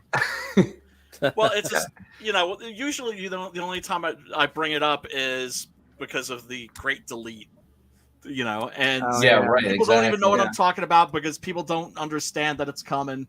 And dude, you know how many times I've heard in other streams besides this one, people keep throwing it out and they're paying super chats to ask, are you going to locals? Are you going to Rumble? Which is basically a package deal. Right. And all that. So I'm like, wow. The amount of times, and I don't follow everything all the time, but the amount of times that I've heard that for the little amount that I follow all these these things. Good. It's good. People need to get the word out there because a lot of people aren't paying attention, and back up your shit, people, because they're just gonna, and I'm not saying that you're all gonna get deleted, that we're all gonna get deleted, but YouTube, Twitter, all of these platforms, Indiegogo, they could make us fucking disappear in a Thanos snap. And it's coming because as soon as Orange Berlusconi, as I call him, announces that he's running, Orange Berlusconi, you scoundrel, you. And because that's how I've always seen him. When people are comparing him to like Mussolini and Hitler, I'm always just like, really? No, he's like this Italian guy, right? But people don't know who Berlusconi is, I guess. So no, I did. I used to think that. I saw him standing up there. Well, whatever. Yeah. But when if he gets back on Twitter, bang! It's gonna be like a big mushroom cloud on the internet. There's going to be a lot more competition. When Ma Bell got split up by Reagan into all these different, it was MCI, Sprint, and all these different, the competition, they weeded each other out. Now we've got nothing. There is no MCI anymore. Eventually, that's what's going to happen, and the market is going to make it happen. We're not going to wait for an antitrust thing. Yep. What is it? Kanye West is buying Twitter Parler. Elon Musk is going after Twitter, and they're going, and it's going to be this thing where there's going to be this healthy competition, and they're going to be forced to make a better product. They're going to be forced to do better to attract those people. But tangents. Sorry, guys. No, it's not you. It's me. I'm the one who's like ADD here. Yeah, right. No. Yeah, why I'm not blame it undiagnosed. on you? I'm undiagnosed, so there's no telling. I mean, there's levels, you know. I don't know what there level are. I'm at. Yeah. Look, For if instance, Matt, like if ADD, Matt is ADHD. if Matt is sitting back and taking all this in, and he's not the one that's partaking, then yeah, you are the problem. I think he's just doing this like a Brady Bunch thing. He's just doing that. You guys hold the fort for a second. I gotta get I need more caffeine. That's what I got. My fucking Starfuck. I was not expecting this scene right here. Like he almost got his clown face come up. Krishna Kid. Yeah, Krishna Kid is only one backer from 200 and less than $200 from 10K. Fuck oh yeah. shit! 6 hours left. Hell yeah! Damn. Let's do this, you guys. Share the fuck that out campaign, of man. Like that book. I mean, dude, I was so stoked that happened on Brian's stream the other day. Yeah, yesterday. Was that yesterday, right? More. Share the hell out of that.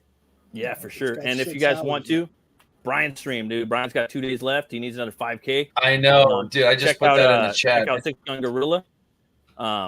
Yeah, it's fucking awesome. So we need to get that omnibus up. If you guys can, check that shit out. He just got a backer too on my stream. We just did a couple hours back. So check it out. I'd say it's one of the best books I've ever read in comics.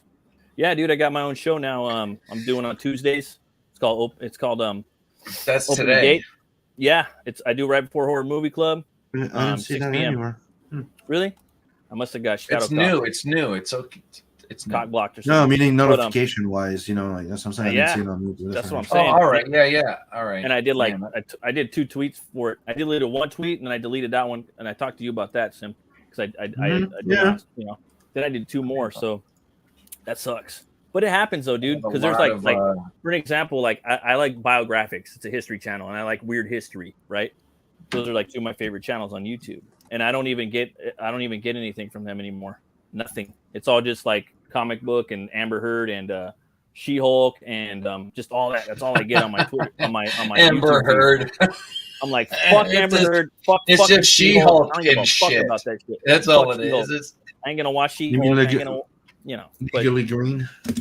Yeah, and it's just like, and what they did to Scar, I was about to cry, bro. Anyways, like I actually thought Scar was a cool character. It was like Conan Hulk, dude.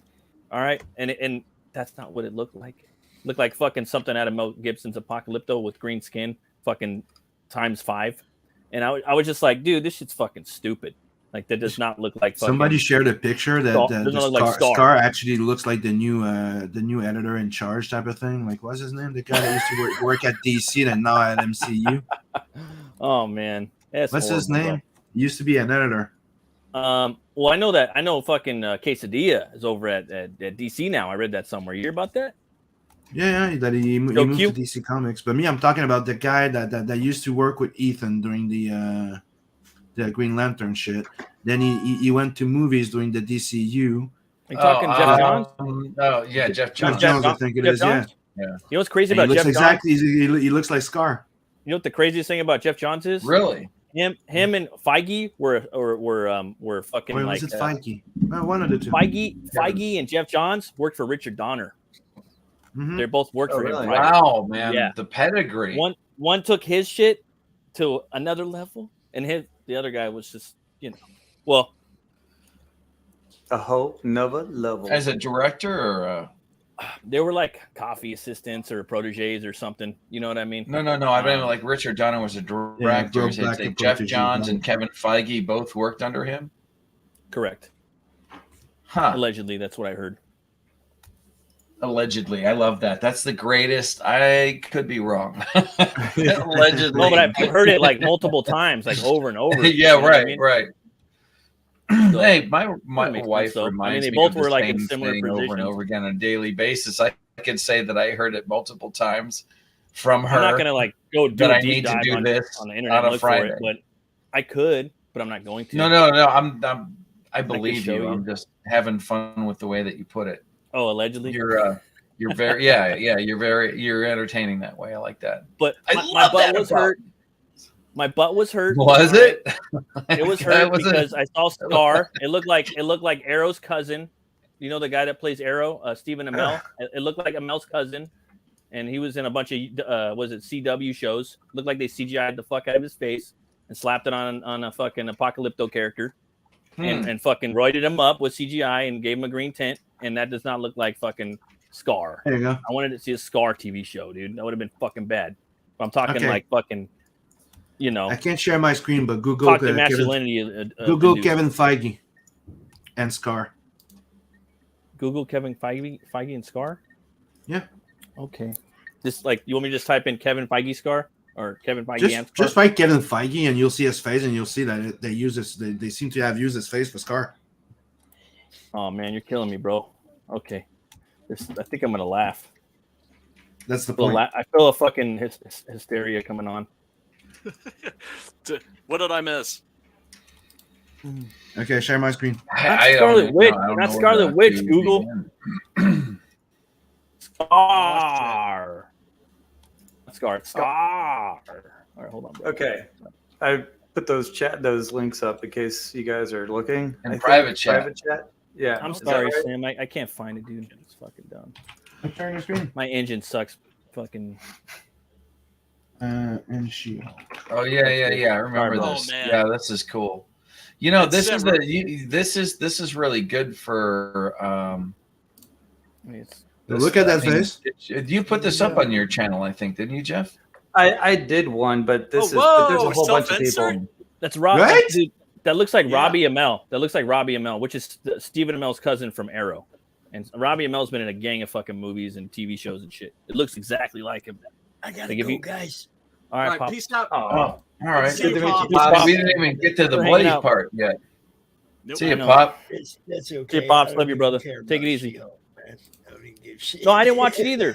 I was just like talking about how fucking that shit pops up on my thing, and I got Fuck well, She-Hulk. I mean, what I love is that there are people out there that watch She-Hulk. Welcome to the horror movie club tangent show.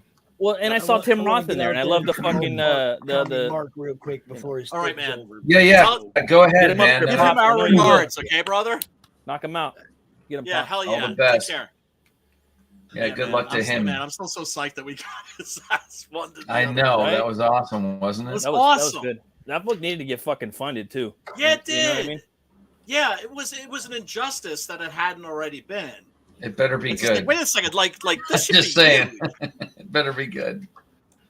Oh, yeah, I don't doubt it. Mark is a really, really clever guy. Really, he's a nice really guy. Smart. He's a nice guy too, and he's a nice guy too. Forever. Yeah, he's been fighting he's been fighting the shit that like that started this whole thing. You know what I mean? With his style, his angles, his fucking his style. You know what I mean? I was on his channel a little bit earlier when I thought that you were going to start at 7, and I was just like trolling around like other YouTube channels. I was on there. I'm like, hey, Kami Mark, blah blah blah. I'm like, how is it that somebody with a name like Kami Mark is so egregiously engaged in capitalism? I know. Yeah. I love that. And his one buddy made a medal of that he printed out on his computer, the capitalist medal. Yeah, I mean, look, the dude's super clever. What I loved about his Best Korea campaign was the fact that, I've mentioned this a billion times. I'm gonna mention it again. He actually turned the campaign page itself, the Indiegogo page itself, into an art project. I'm about to say an art form, yeah. I was just like, what? And right? delivery and packaging as well, right? Like yes. Although, like I said, I'm pissed off. Yep. Although I'm pissed off I didn't get the not chromium edition, which was just him putting tinfoil. That's what I was talking about. Yeah. Creative as hell, man. Creative as hell. And that's one of the things that's great about the fact that it's just punk rock. Yeah, totally. It's punk rock as fuck. And what we're doing in general is punk rock, and he was just making it more punk rock. No, I love his take is he leans into some of this shit so far that he's practically on the ground. Yeah. And if you've watched his videos about like SJW bullshit with conventions and like in his neck of the woods in England, on point. Yeah. He's one of those guys that's like me, major league lefty. Yeah. But like not down with this fucking SJW bullshit because we don't see that as being properly left. Exactly. Well, there's I mean, there's there's socially left, and then there's fiscally radicalized. Left. Fiscally left is Well, I mean, just like there's extremists on every side. Well, exactly, and that's all. It's just like, don't break into my house. Do what you want. But don't try to teach it to my kids. Don't break into my house. Keep it to yourself and all that shit. Do you know why every extremist is so goddamn loud? Because they want to forget that the biggest part is the entire body of the goddamn bird, not just the goddamn wings. Yep. No, it's true. It's true, and they control the discourse, and and you got to give them props. They actually turned Twitter into a weapon. That's impressive. They're making everything into a weapon. They're making everything into a weapon. They're very good at it. Everything's an attack. Everything's an aggression. Everything's offensive. Everything is bigotry. Everything is this. Everything is that. And it's like, okay, but you know what? If you flip that around, you're everything you're accusing everybody of being.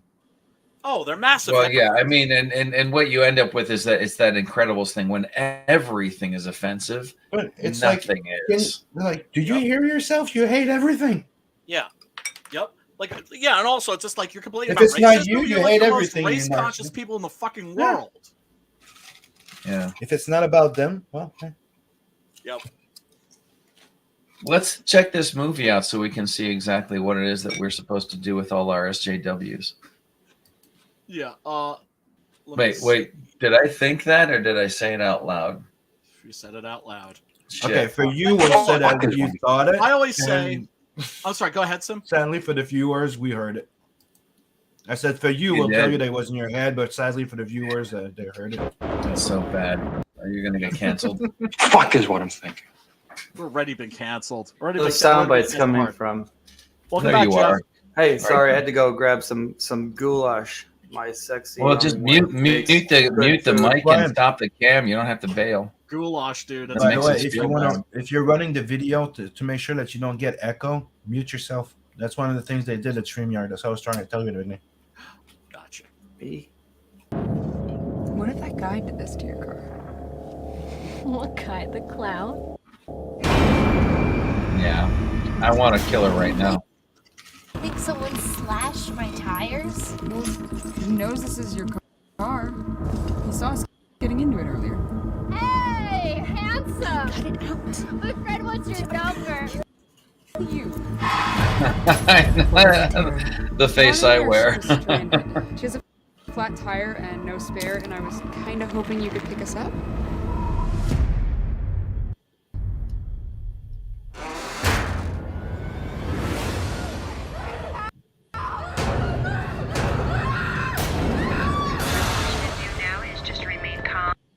Stay on the line with me until the police arrive.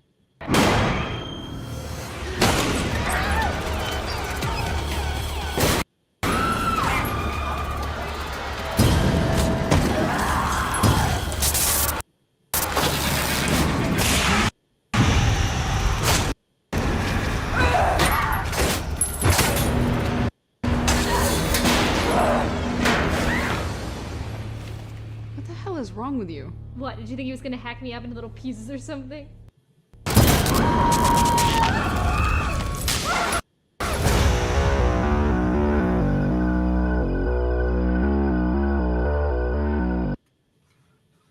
Isn't that music awesome?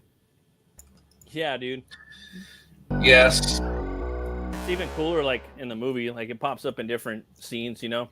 I think it was the one scene where she was finally like, you think she's gonna fuck this fool up, you know? Like she's hitting him with a 2x4. She's doing all that, and it comes in like, I forgot the theme, or I forgot the melody, but it's like, all right, this is cool. I like there's this. a couple of places where he's very Scream. Like in the Scream, in Scream, one of the tropes is that, you know, the girl can fight back and make him trip over himself and cause accidents and whatever. And right. There were moments here where that was the case. Like he's just, oh, really? Okay, I guess I got this thing into the side of my head, or you got away somehow, or whatever. And I don't know, whatever. I guess I'm looking for too many. It plays with that, though. It plays with that. It sets you up. It sets you up like, oh, here we are. We're in familiar territory. Yep. Yeah. And then it turns out that fucking Art is packing heat. It's packing heat. And you guys want to spoil the ending? I mean, I already saw it. Yeah, I saw the ending.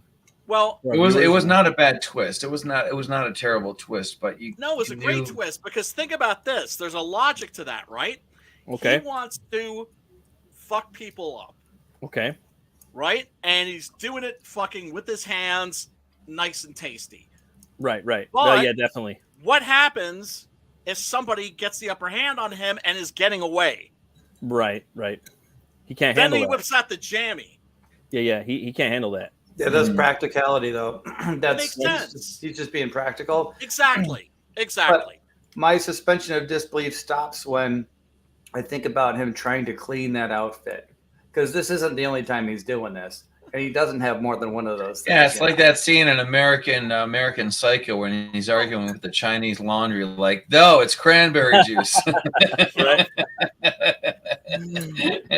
Oh, by the way, could this girl who just walked in take care of all of this for me because I have lunch at downtown? And Bateman was the shit, man. Yeah, he was. Oh man, we seen that on a side tangent. You seen that guy on Twitter? Like someone videotaped this dude as cosplaying him. He's dragging a body across some con with the fucking in a bag. He's like, "Hey, how's it going? I'm Patrick Bateman," and he pulls out the motherfucking card too from the movie. You know, he's like, that's awesome. Card, right? Awesome. Backbone. That's awesome. Yeah. I love when Jared Leto gets killed in that. That always makes me happy. Oh, yeah. And the novel. I liked it better. I liked it better when he got his ass kicked in Fight Club because you got to really see the damage. Like, yeah, you're not as pretty as you think, and you act less even. Brian loved that shit though. If you you make a Brian kills or Brian hates Leto like I video, sure do.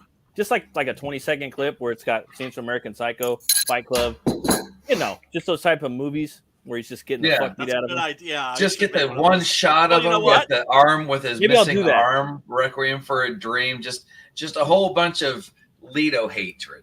Yeah, but here's the thing. Not at his best type shit, like broken down, like life's got to him type shit roles. I got you. Right, but here's the thing.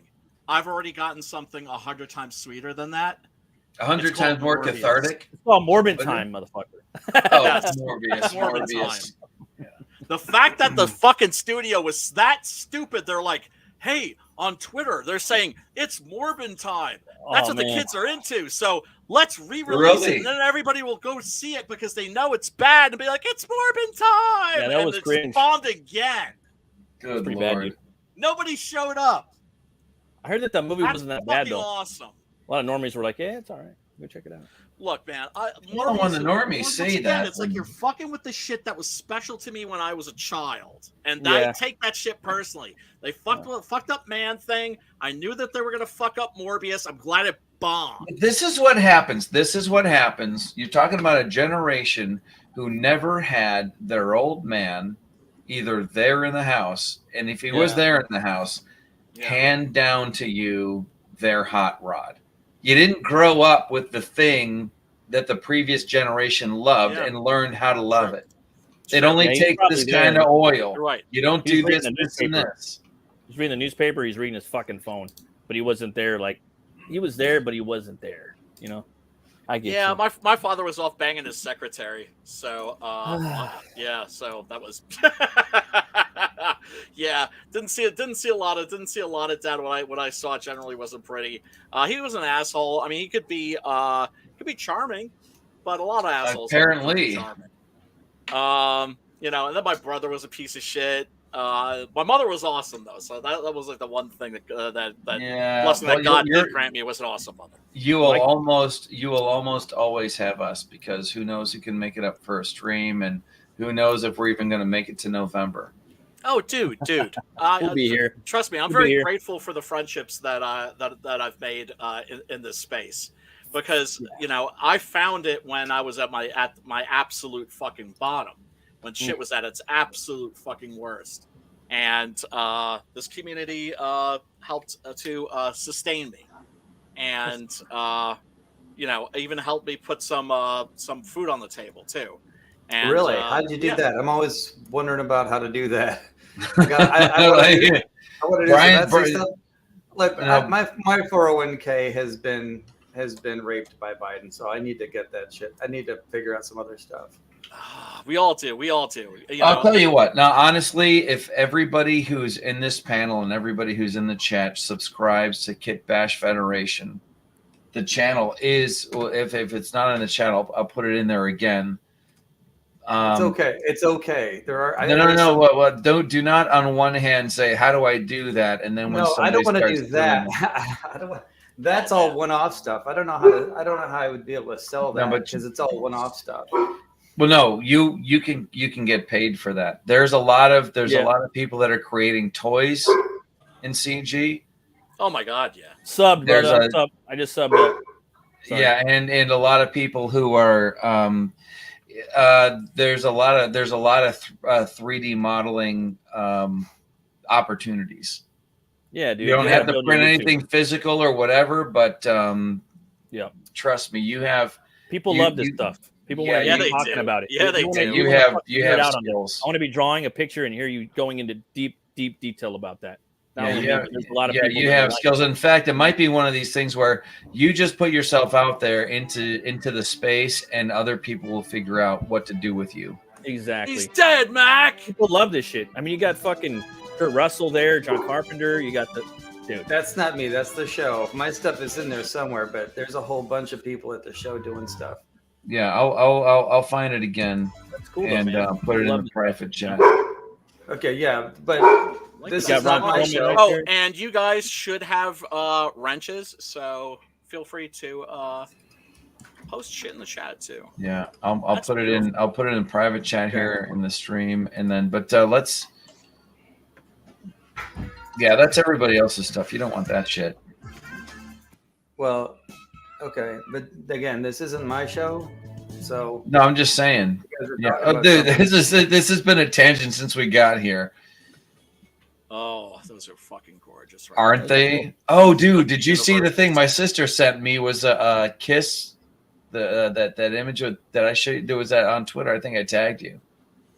Universal Monsters as Kiss. Oh yes. Yeah. That is awesome. That is awesome. That's one. Really cool. Yeah, I don't know if they're doing the. You know what? I should actually check and see if they're doing the Chiller convention this year. Nice. The monster from Frankenstein and the monster from Hell. Yeah, I saw what's name was doing that. Was it the Horror Lodge? Shant was doing it with Vaughn the other night. I was watching. Yeah, it's pretty cool. Yeah, man. Oh, okay. Yeah, I don't know. Yeah, I don't know if the Chiller convention is like the biggest horror convention in the country. I've always wanted to go to Monster Mania. It's in LA, right? In LA, because like Rick Baker will show up and like bring like a bunch of his shit with him.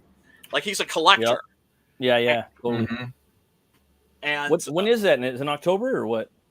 Let me see. When is? Because I knew about that every year. I'm like, dude, I gotta go to that, bro. Oh, G Fest was in Chicago this year. I wish I'd been able to go to that. G Fest always looks like a lot of fun to me. For the Gojira fans, for the kaiju fans. I gotta get out of the house. Oh yeah, speaking of kaiju, by the way, I watched that fucking thing. I watched that goddamn movie. Which I had to read. I had to set time aside for it because there's subtitles involved. I had to read it.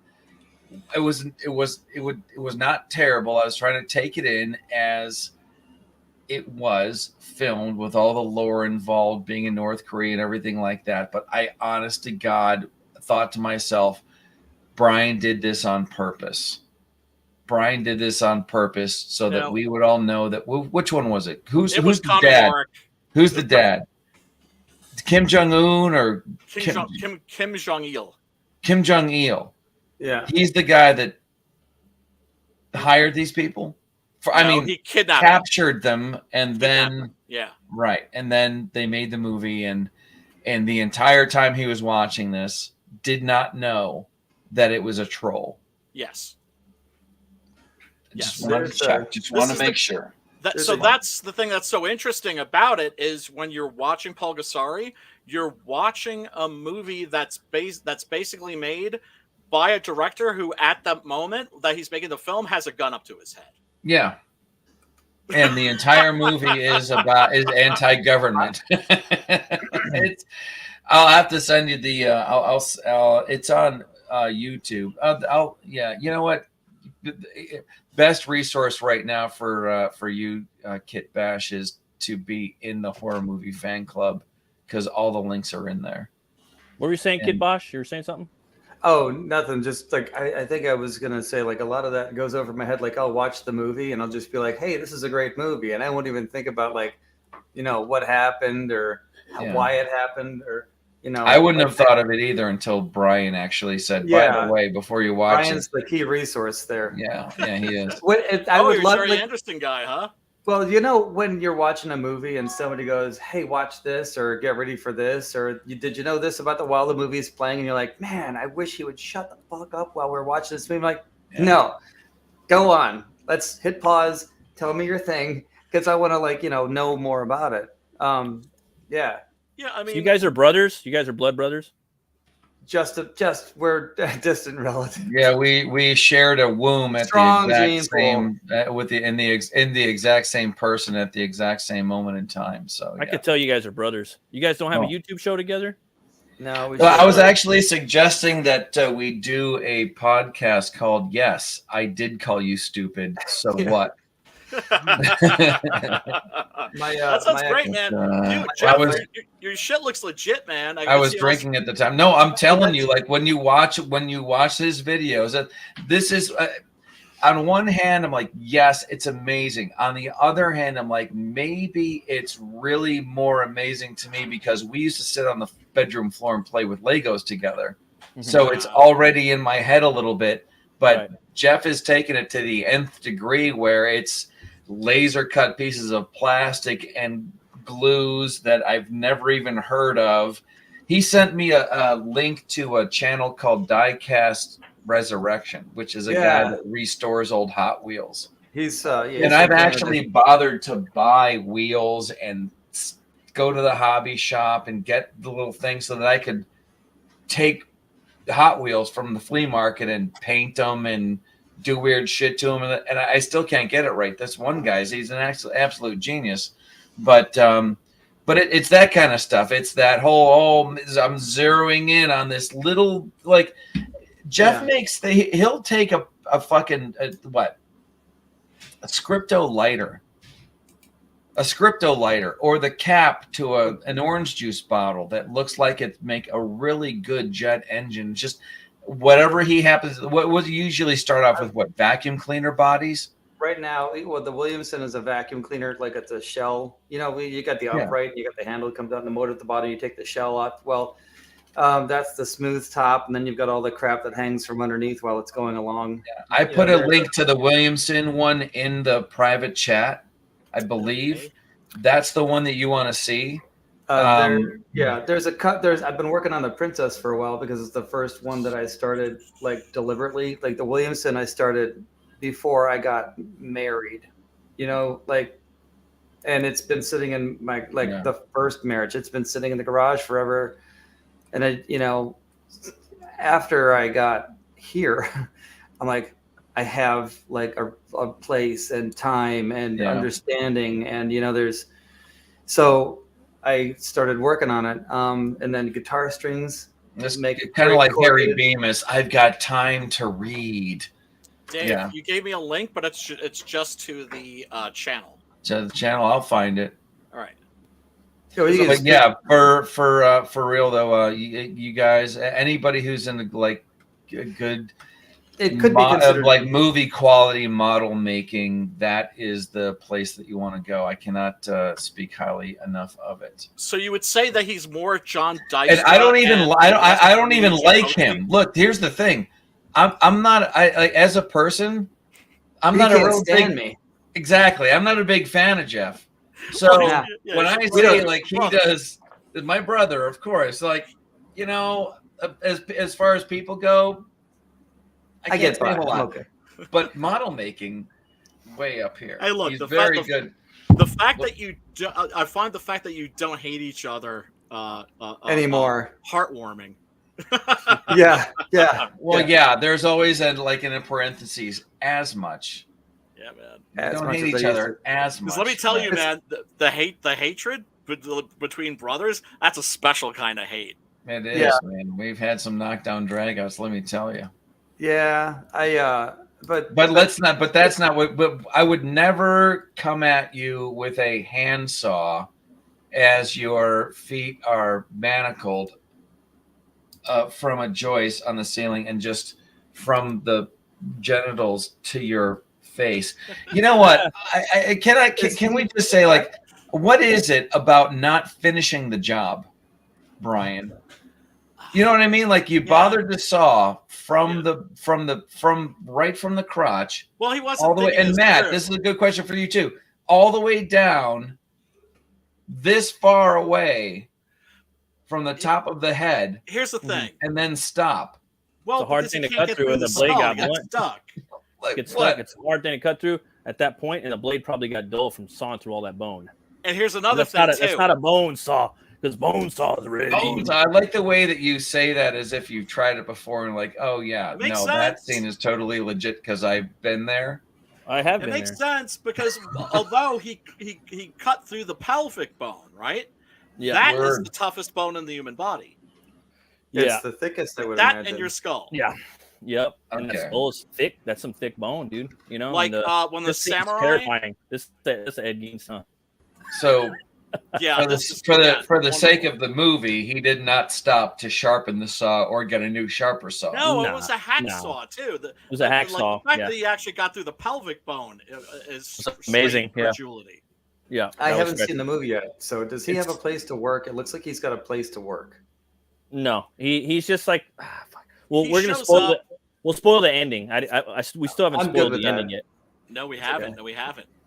My take on the ending, which I think is definitive, but this is like an Ed Gein scene where he cuts the victim's breasts off and wears them, and he's the clown. But I didn't know that. I didn't think that was him. I thought it was the victim. You know what I mean? And he jumps up and he's terrifying the other victim. The movie is terrifying, in certain spots. You know, and I was talking again. Yeah, he really terrorizes his victims. I love my wife, and we talk a lot. You know what I mean? We both love horror. And again, I was talking to her again about this movie. She likes the demonic horror. I like all horror movies. I'm a horror stan, but I think there's scary moments in every genre of horror that are truly terrifying. Yes. You know what I mean? And for me, there's moments in here where art's just fucking terrifying. Like to me, this isn't terrifying, but the Ed Gein shit was. The scene in the beginning where he's in the fucking pizza parlor is terrifying. Some of the looks he has, some of the just stills, the silhouettes, where it's just him doing mannerisms in his face. It's fucking scary, dude.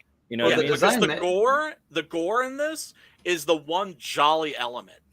It doesn't scare you, you know. And then he does some stupid shit where he's like stomping on someone's head, and then he's like, and he just like kicks it, and it's like, dude, that shit was gross. But the way they film it, it's kind of funny. Like if you're a horror fan, you find that shit funny because it's fake. You know, it's stupid. Right. You know what I mean? Yeah. But it's so stupid. It's that's cool. That's where the humor. If there's any humor in this, that's where the humor is. It's in the gore.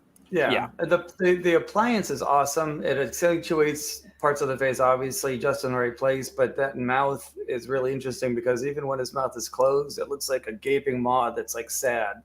Yes. Yeah. So when he opens it, it's just like exactly like you take it for what it's worth, the way it is when his mouth is closed. But as soon as he opens it, it just becomes worse.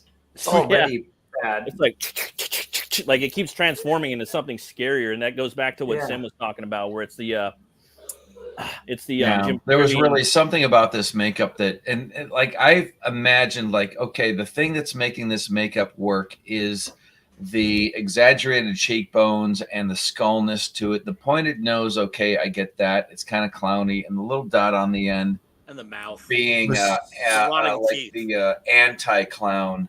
Should be a big red thing, but it's not. It's a little black. Design-wise, what they nailed at is that they did the familiarity aspect to it, while pushing the creepy out of it. But technically, it's an original design. Like they're the dot on the nose, the thing. Like it is, but that adds so much expression out of this thing. But it's like everybody, they were saying in the chat, like when I mentioned Pagliacci or the porcelain doll back in the day of the clown, that's exactly the same look. People click. I thought it looked familiar, and I remember the first thing when I saw the character was like, "Fucking looks familiar. What the hell is it?"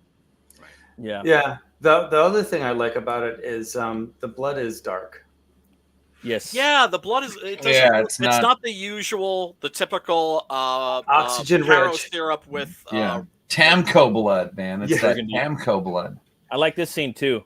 Like just in the moment, you think that he's gonna take be nice to her just because she's fucking mentally insane. You don't give a fuck. So much of this, I believe, has to do with the way that his head is positioned. He's got to know that the way that the application, he's got that Nerf man eyes where, like right here, if he just tilts his head this way, like would you ever that look through your extended eyebrows? brow is going to give him that perfect fucking evil, like sinister look with the brow. Well, that's also, that's the camera as well. Yeah, that's cinematography too, though. Like the director goes, like, we need the camera to come down from this angle, but like, like through your eyebrows like that. Yeah. Well, but that's always been the case with makeup and this monsters too, is that the lighting, how you light that makeup, is super important. James Guy, thanks for showing up. The little amount of tilt in his head amplified the Dutch angle that the camera already had. Right. Yep. Yeah. Yep. There it is. And there's that scene that that Matt was talking about, which is great because it's almost really the core of the film. This schizophrenic woman whose doll she's holding on to, and that's why she goes back. Is for the doll that obviously is probably replacing a real daughter that she had and lost in the past, and she asks him, like, is there any kindness in you? Like, is there anything in you that's human? And of course the answer is no. But there's this wonderful moment where it's like she shows him some kind of humanity, affection, compassion. Yeah. And then he like falls into her arms and starts sucking his thumb.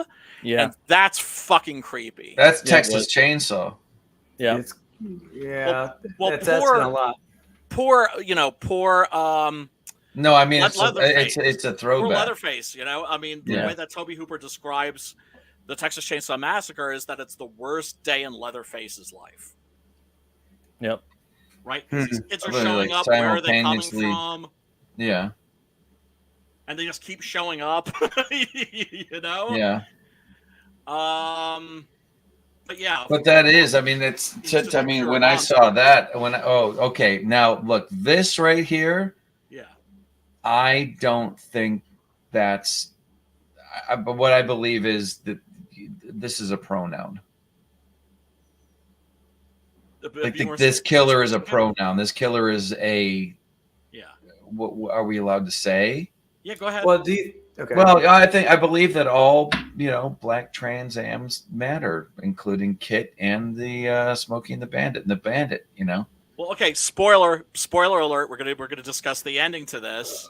Okay. He's not human. No, he's a. You went through the whole thing.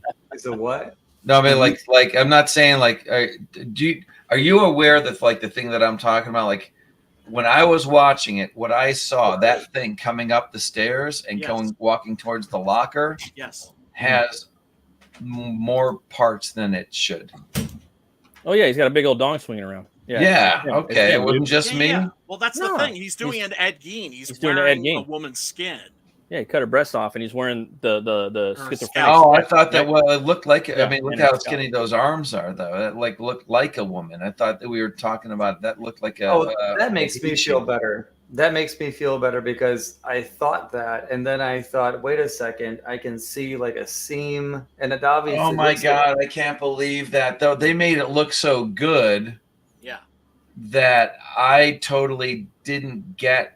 Well, because that chick is and the scenes after that, the girl is alive. Well, these guys keep saying, the group, these gentlemen, these sirs, these lords of horror, keep saying Ed Gein, and I'm like, where? And see, there, pretty sneaky, sis. Yeah, I'm not an Ed Gein scholar, but I kind of figured this is what you meant. Well, Ed Gein was the inspiration for Leatherface. He was the inspiration for Norman Bates. Yeah, for so many. It's a mishmash. So many fictional characters. Okay, was he the drummer, the guitarist, or the bassist? He was a ghoul, is what he was. Yeah, ghoul. He's a fucking ghoul. But by saying he's not human, are you saying like he's just not like he's psychotic or he's no? He at the climax of the film. Spoiler alert. Spoilers. Yeah, he blows his own brains out. Yeah. He stands up and puts a gun in his mouth and blows his brains out. He's like, I ain't going out like a bitch. You ain't taking nobody. Right. And then when he's in the morgue, he gets up off the slab with the back of his skull. Okay. I thought you were trying to say, because how old is the oldest person here? I'm 52. 54. David's coincidentally 52. Okay, so thanks for doxing me. Yeah. Well, my son needed to have some information about some sort of insurance thing, and he asked me for my birth date, and I said, "Don't you know what it is?" He goes, "Isn't it like the 49 something?" And I go, "No, close." But if you don't know when my birthday is, I told him, he goes, "It's also your uncle's birthday." He's like, "That's not helping." But anyway, family. You're 21 and you don't know my birthday. Anyway, I forgot his 20th. I don't forget when it was. I forgot that it was. But anyway, point being, I see this happens. ADHD. I was going somewhere and then I forgot. But I thought that you guys were talking about when like Steve Austin's best friend turns out to be an android. Like when you said he wasn't human, I'm like, how not human? What other thing could he be? Is he? Oh, that would be like a meta. His face is going to fall off, and you're going to see a reel-to-reel tape recorder and like eyeballs stuck to it. Oh yeah, like what type of inhumanity? Yeah, I was like, what type of monster is he? Alien? Didn't they already do the alien thing with Pennywise? It's demonic. They did the Voorhees thing. I call it the Voorhees thing. You know what I mean? Where you don't really know. Just like Michael Myers, he was a fucking Voorhees thing. They turned him into Jason Voorhees. Yeah. This guy was supernatural. Jason Voorhees, Michael Myers. Do you know him? And for me, I make it real simple. He's a fucking demon. I just put it like that. Like that's just the easiest way to put it. You know what I mean? And like when he goes into the morgue, the lights go out. The lights, like, you know what I mean? Everything goes off. All the lights shut off. Then they shut back on. He opens it up. Boom. Yeah. Demon's a blanket gray term that I could say because it could go from. Do you think that was kind of like So do you think that was kind of a weak kill at the end because it was just a strangulation? To me personally though, like on a side note, I was like hoping this wasn't going to happen. Like half of me loves the fucking demonic ending because then he could just keep coming back and making more movies. But I kind of like the fact that it's like pushing it a little more. Like how much longer can this enduring Rasputin type character keep coming back and keep getting well, so that are you more a fan of it's a supernatural keeps coming back, or are you more of a fan of the inspire someone else to take on the mantle? Supernatural. I don't like the supernatural thing. You don't like the I don't like the job title switch even for superheroes or for horror. I fucking hate that shit, dude. Just kill the character and make a new one.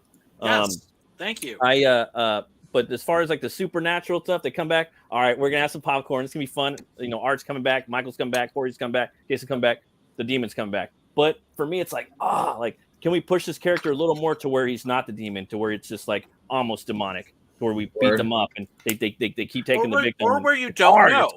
It's hard. Or if you don't know, but it gets to a point where because they've taken so much fucking like fatal wounds. Yeah. So where it's like, but if I guess Brian, if the moment that you know, I don't know on there, you're still like, fucking writer. That you know, that's how Michael Myers always was. You knew he was demonic from the get, but no one ever said it definitively, and they kind of said that in Halloween Kills a little bit at the end, you know. And Halloween 6 also, you find out like that he's the product of some kind of curse involving runes and shit like that, right? Some kind of Celtic magic. That's it. Celtic magic. But the moment Druid shit. And which we know jack shit about the Druids, which is great for a writer because then you can decide what the Druids were really about, right? Yeah. Mm-hmm. But the moment, in my opinion, that you realize that there's something supernatural about Michael Myers is at the end of the original Halloween. Correct. From the get. Yeah. You just know. You know he is. There's you know this fucking. He's supposed to be dead and he's gone, and you're like, okay, something's wrong. He's a ghost. Like for me, it wasn't even one of these things living is ghost. not like the other. And Exactly. a detail that everybody misses is that at the end of the film, it's also not what you see or don't see, right? His body's gone.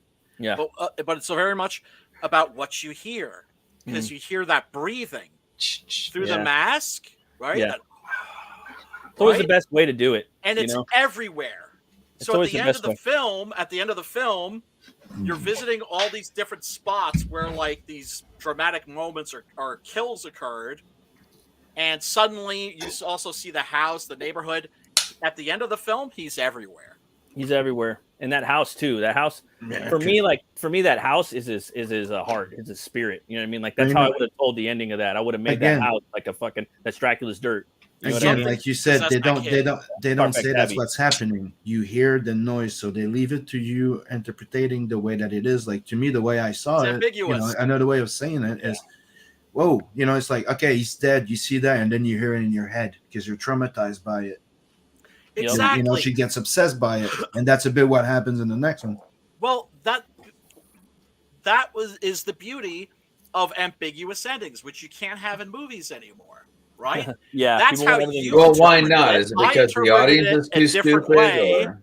No, they want because when you make them feel stupid, they go rant everywhere and say the movie sucks. I know, like the ending of The Sopranos. Well, no, when you make so what you're really saying is when you make them think for themselves, they think it's stupid, so they call it stupid. Yes. If you're lucky like me, and you have a brother that explains shit to you. I got done watching Natural Born Killers, and I'm like, I don't get it. He goes, oh. Or I got done watching The Ring, and I'm like, but it's what happened? He goes, that's it. It just keeps going. I'm like, I don't like that. I like the others better. They explain it at the end. The others, man. You know what? I like that movie, but I lost respect for it because I figured it out before it ended. Oh, I was like, I know. But when you have a movie that takes you to the very end, and you're like, oh, I did not see that coming. That's the best. I did not see the ending of Saw coming. I just didn't see it. Right. At all. And it was right there in front of me the whole time, like literally. Like Dark City. Like, right. But that was it. Yeah. And you have to grade on a curve. For instance, if you're a hardcore horror fan and you've seen like 500,000 horror movies, you were not surprised by the ending of the Sixth Sense. When everyone was like, "Oh my god, it's got this amazing like twist ending." Yeah, right. I was watching the movie and I was like, and the credits were rolling, and I was like, "Wait, that's the surprise?" I knew he was dead the whole time. Yeah. When you wash yourself in it, you get like you use all different brands of soap. You're like, oh, I've had this before. Right. You kind of like smelled it coming. I mean, the only doubt I had is I thought you would find out that the kid's dead, right? And Bruce Willis was the guide, trying to make him realize it. Right. That was a possibility. Because to me, it's the idea of like I see dead people, so you're like you have multiple possibilities of how it could work. Is that a story that has yet to be written? That concept that you're talking about right there, Sim? Probably. Well, there was the thing that you're saying, what you thought it was, mm-hmm. that Bruce Willis's character was some sort of a guide that was supposed to be bringing Haley Joel Osment's character to the afterlife. Mm-hmm. The same way that Macaulay Culkin's character was trying to bring Jacob Singer in Jacob's Ladder. Mm-hmm. Right. Well, what happened? I guess that answers my question. It has been done. Well, remember the Robin Williams movie when she goes to hell? What to dreams back may his dead come. wife? Yeah. Didn't see that. Read the novel and really loved it. What happens is that Bruce Willis's character is a ghost. Yeah. And he doesn't know like that most he is. ghosts. Yeah. Why is he hanging around? Unfinished business. Yeah. He failed this young man, right? Yeah. That just killed him. Donnie freaking Wahlberg. Right. What is it with that guy? Every time Donnie you see him, Wahlberg, oh, he's a badass. Remember, he was like the tough guy from. Every time you see, Kids well, on I the mean, Block. he was He'd in fuck you up. Saw. And you knew Wahlberg he was looked not like the tough guy you- from New Kids on the Block. He was the brother of one of the guys on New Kids on the Block. He was Marky Mark. No, Marky Mark was Mark Wahlberg. It was Feel the Vibration. That's Mark No, Wahlberg. you're Mark getting your Donnie Wahlberg. mixed up, bro. Yeah, I know. Donnie Mark Wahlberg's the Wahlberg was ugly his one. own thing. Donnie Wahlberg was in New Kids on the Block. Mark He was also in Wahlberg one of the was Saw in- movies. He was the He tough guy. was? You don't remember that? Yes, exactly. That's what I mean. I Like, had he no was fucking clue. he was I the had detective Saw first Saw. in Saw 2. Look, this is the thing.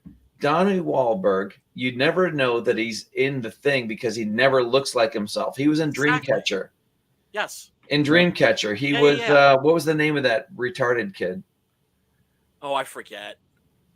I thought he just Dreamcatcher's not that acting good. for a minute. It's not I like that him in good. Dead Silence. No, but he's always like he was a good he's detective. one of in that. those for the short amount of work that he does. He's one of those actors who's like an Eric Stoltz. Put the makeup on me, make me look like not me, or whatever. It doesn't matter. He's not trying to That was a market Dick his Smith joint. face. Right. Okay. Yeah, What's yeah, his name? What was that But it kid's works. name? Well, not everybody's Duddits. He was big Duddits famous. in Dreamcatcher. He was Duddits. Yes. Yeah, he was like with the cancer victim or whatever. And the same thing, like when somebody said that to me, oh yeah, Donnie Wahlberg was that kid standing there in his underwear in the very beginning of the movie that shot the doctor. I'm like, really? Like, Wrong Wahlberg. yeah. It was exactly. Donnie, yo. Donnie was the one that was street.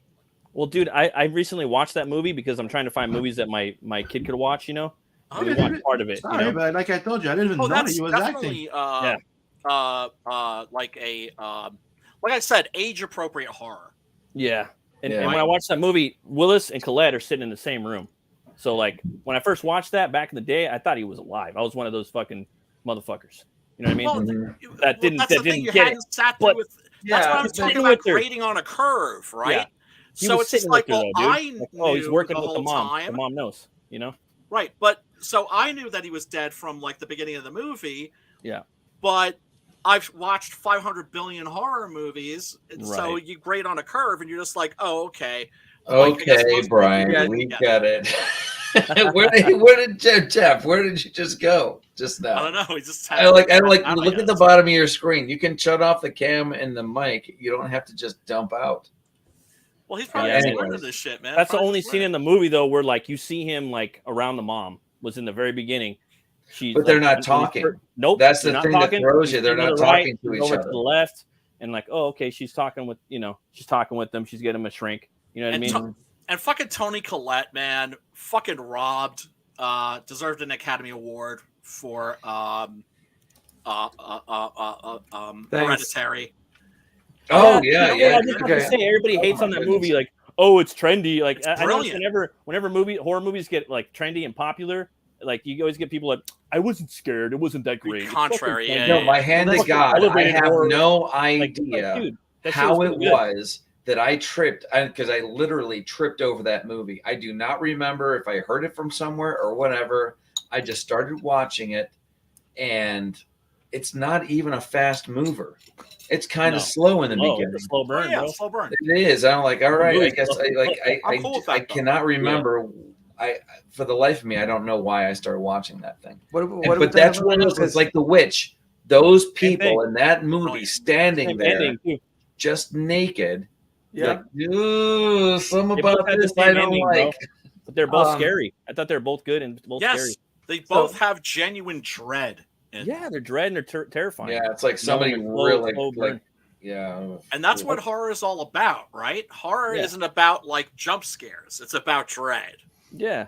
But it's also rare that you can genuinely achieve that. And that's why so many other kinds of horror movies are still so enjoyable, right? Like the Hammer movies, for instance, or the That's why I Universal like all Monster the movies. genres, dude. Yeah, you're not going to be feeling a sense of dread during those movies. They're cozy. Nah, they're like worlds you go into, kind of. Yes. You know what I mean? Like that's the best, Absolutely. that are scary worlds with these crazy monsters. You know? Right. And that's one of the things that always blows my mind about the fact that Americans don't watch movies from outside of the country is like, holy shit, you're not just missing out on like a world of cinema, you're missing out on worlds Yeah, worlds and an experience. You're missing out on fucking rides. They're thrill You guys rides. ever watch Night Watch or Day Watch or Dusk Watch? No. They watched the first goddamn good. Yeah. I really like the second one. I thought was really good. Have they finished that trilogy yet? I know about the game. I think that they did. This is what happens to me. I remember the Night Watch. I remember Day Watch. And I'm like, well, where else are they going to go? And I think I either thought that Dusk Watch was going to be the name of the movie, or it actually was. I'll have to look into it. But those are like what Russian? Mm-hmm. You know what I mean? Yeah. So it's like you get that culture of this is what that we guy, think it is. That's the guy that ended up doing Wanted after. Right. Oh, really? Okay. Timur Mambatov. Yeah. I didn't want to try. No. IMDb. That movie's shit. IMDb is your friend. Comic is the shit, though. Which one? What is it? Wanted. Wanted. It's nothing like the two comic different beasts. It's totally two different beasts. Like the movie by itself, like if you ignore the comic book, the movie by itself, it's a solid good movie. But it's nothing. It's shit compared to what Wanted the comic book is. Yeah. It is. Yeah. I don't understand this, man. The guys. Oh, he directed a Till Lindemann video. That's interesting. 9 was cool. He directed a fucking remake of Ben-Hur that nobody cares about. I watched that. It was kind of like, eh. Didn't he do the Guardian movie, the Russian superhero too at the same time? Like I'm not sure. Oh, that movie was pretty bad. I saw the trailer. I never watched it all. That shit looked I did. Wait, is that the one? Is that the one with like the bear? Yeah. Guy? Okay. I haven't seen it, but I've been watching. Sometimes I'll watch Corridor Digital. Do you guys ever watch that? No. Okay, Corridor Digital is these guys in California. Like they do like all sorts of different effects. I think one of them uses Cinema 4D, and one of them uses they're all using all these different kinds of effects to do all these different movies. There's this one guy who loves Iron Man, and he flew in that that suit that's being developed with like the turbo fans on the forearms and everything. Oh, they let him fly in it, and he was good. He was like good right out of the box, right out of the gate. Corridor Digital, and they showed that because they'll review different VFX and stuff. They're like, this sucks, this doesn't. I remember that channel now. Yeah. Like even though, what's that one from The Mummy where The Rock was a piece of shit? Like it was a piece of shit. Scorpion King. They went through that and like that's when he was a wrestler, and even though it sucked, that's the movie that got Johnson on the board. Movie. It's not a bad movie. No, it's weird. I enjoyed it. I just don't like the CGI Scorpion King. And it's like one of the good unofficial Conan movie. Yeah, they just didn't have the license for Conan. Yeah, they were just saying that they were mean just the Scorpion King, right? Yeah, the Scorpion King. The effects sucked really bad. I think you're talking about The Mummy 2, where that there's two different movies. Yeah, The Mummy Returns. That's when the Scorpion CGI was horrible. Oh, right. I like that movie too, and I like the Scorpion King, which is like a rock, like Sim said. It's a sword and sandal movie. It's fucking awesome, dude. If you're old enough, you would remember that right before they decided to make the Scorpion King in there, right? The Rock was supposed to play the Scorpion King in The Mummy 2. But then he was trying to get the rights to be Conan. He announced that he was going to be the new Conan. I remember that. And that fell through. And then Scorpion King. They decided to merge the thing. So that's why, dude, it's Conan. So who ended up being? It was a good Conan though. Chuck Russell, the guy who but did, the movie they did was the remake of The Blob, which was really good. I love that. And where they pull the guy's head into the sink. Mm-hmm. I love that. When I saw that, in fact, if anybody wants to know what Jeff looked like in the 80s, is that kid that Kevin Dillon played. Same coat, same haircut, just didn't know how to ride a dirt bike. One of the things in there that I don't like is I think that kind of didn't help the movie because I thought like overall like it was a great casting. But they tried to make him like too of the swashbuckler funny instead of being Conan. Trying to make him too likable, like a bit more. I agree. Funny guy, a bit more like It's not a great movie. Yeah. It's just like it's okay. It's like okay. And I'm sorry, like the bad guy was a bit like edgy as hell. Like even though the actor was good and Stephen Lang. Yeah, but you're talking about what's her name? Conan the Barbarian. The name that did the That's daughter a piece again. of shit. McGowan, Rose McGowan. Rose McGowan. Yeah. That shit was shit. Horrible. Yeah. I mean, I knew that that movie was going to suck because I saw what Marcus Nispel did with Pathfinder. And as I always say, it's just like I watched the trailer and I was like, okay. Yeah. But they won points with including magic for once. God damn it. I know. But with the trailer for Pathfinder, I was like, okay, Vikings versus Native Americans, and it looks like a Frazetta painting. Sold. And then I was watching it, and I was like, how the fuck? I still love that movie, though. I'm sorry. Yeah, I still enjoy watching it. It's been a lot better, though. It's been a lot better, but fuck, I loved it. And when I watched that, I was like, if you need to see a Frazetta painting in motion, Fire and Ice is it. Yeah. Other than that, I mean, I love that movie. That's great. I'll keep saying the best role for Momoa would be Lobo. Yeah, I agree. He was supposed to be doing Lobo with Guy Ritchie, and that fell through. And I'm like, dude, Guy Ritchie after the guy that did Guy Smash, Ritchie. Bluntstock to Smoking Barrel, those type of movie doing Lobo, that would have been fucking awesome. Yeah, that could have worked. The trailers always have that rhythm to them too, right? But Guy Ritchie is the only reason that I want to watch that movie that you Why Is This Happening Right Now?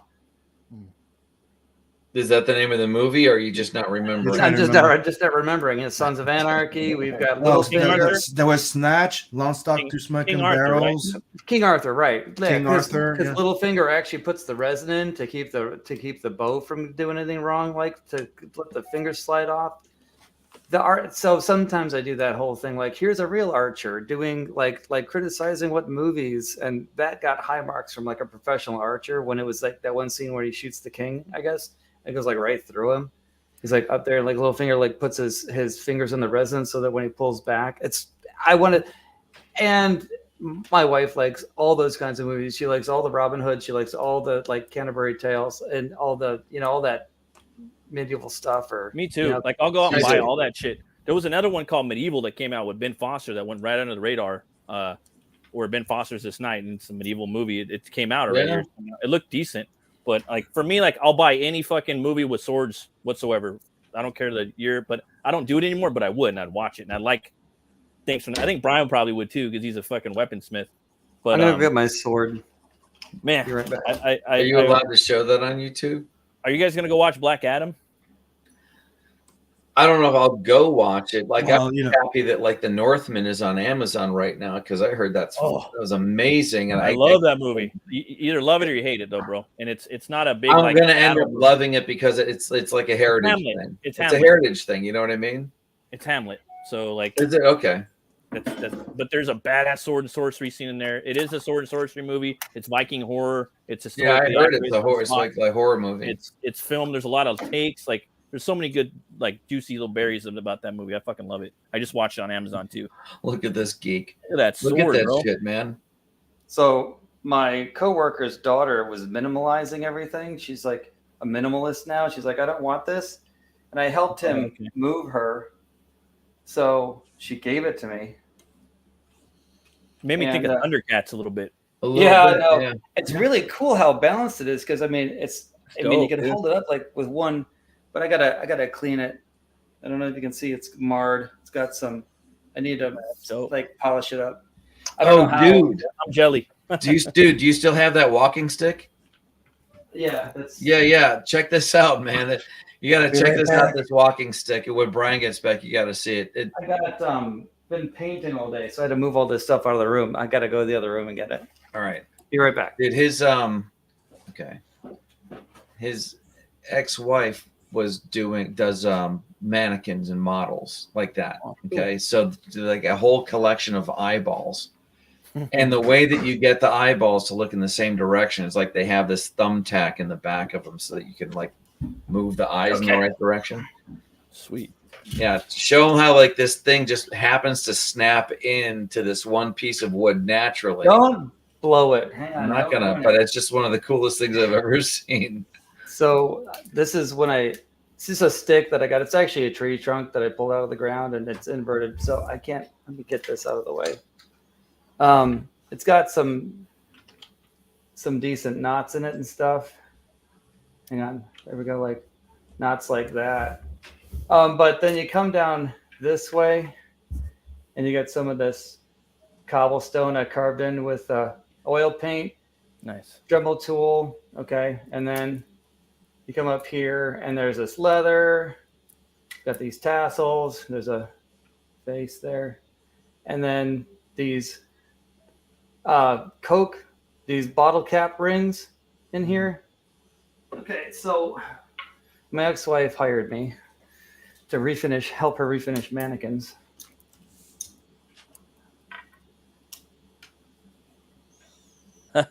So it's got that little crazy. Yeah, so you just like hold your hand up there and just stick it. No, man. Make it like, look around, like make it look at Matt. Well, I don't. He's way up there. Yeah, he is way up there. In fact, that looks good. Like, hey, wait. Who's that? Where is that? Who? Wait. The Eye of Odin. It's Odin's the Eye of walking Odin. Is he back? Yeah, He's show back. Matt or show Brian, like and make it look at Brian.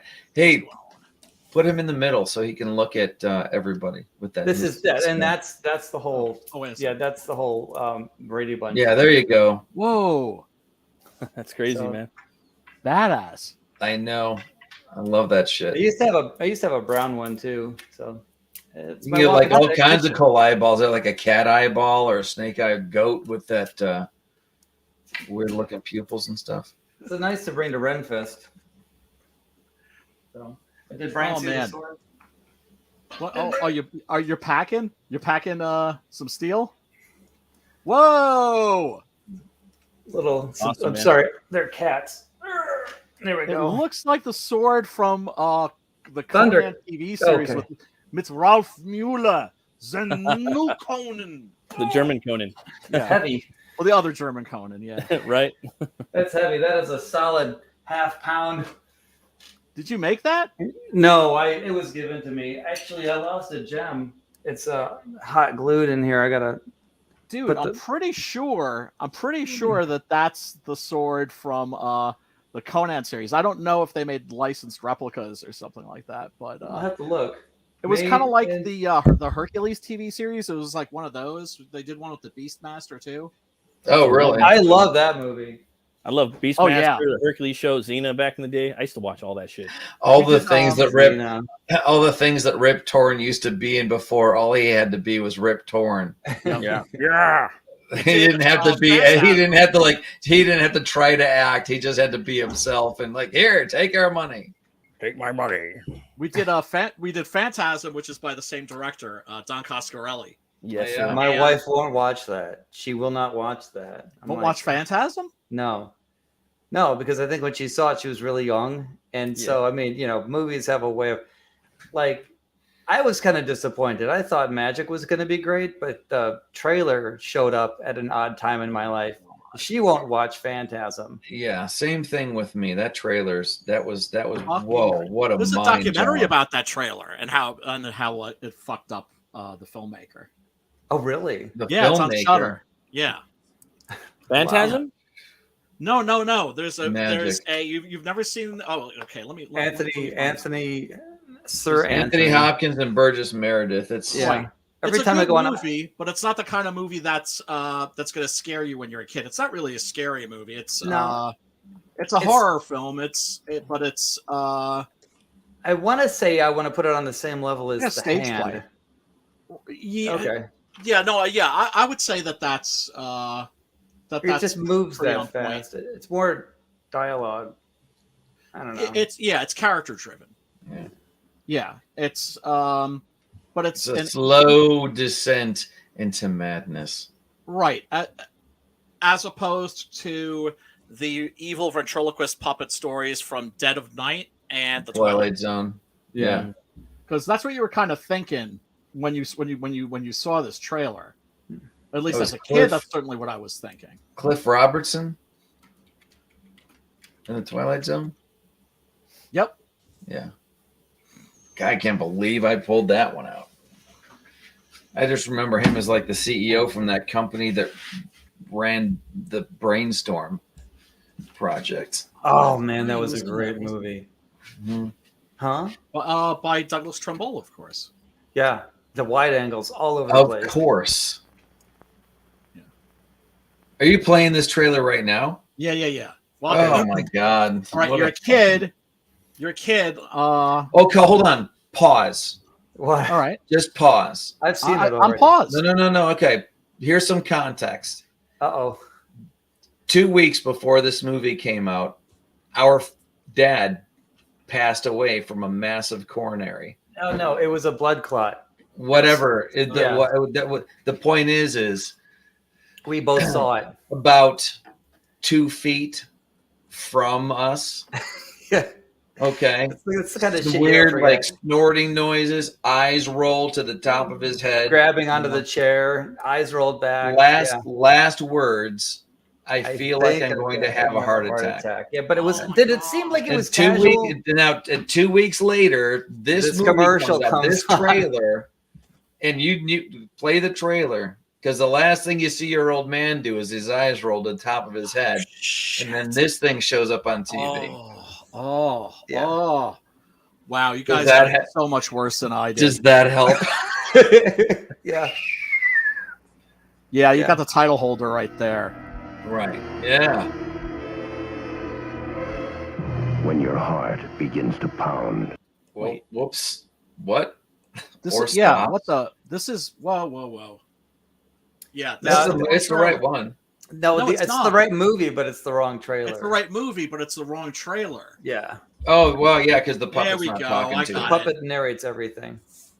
Yeah, it's just the. So like he does like some Hickory Dickory Dock rhyme or something. It's just creepy as fuck.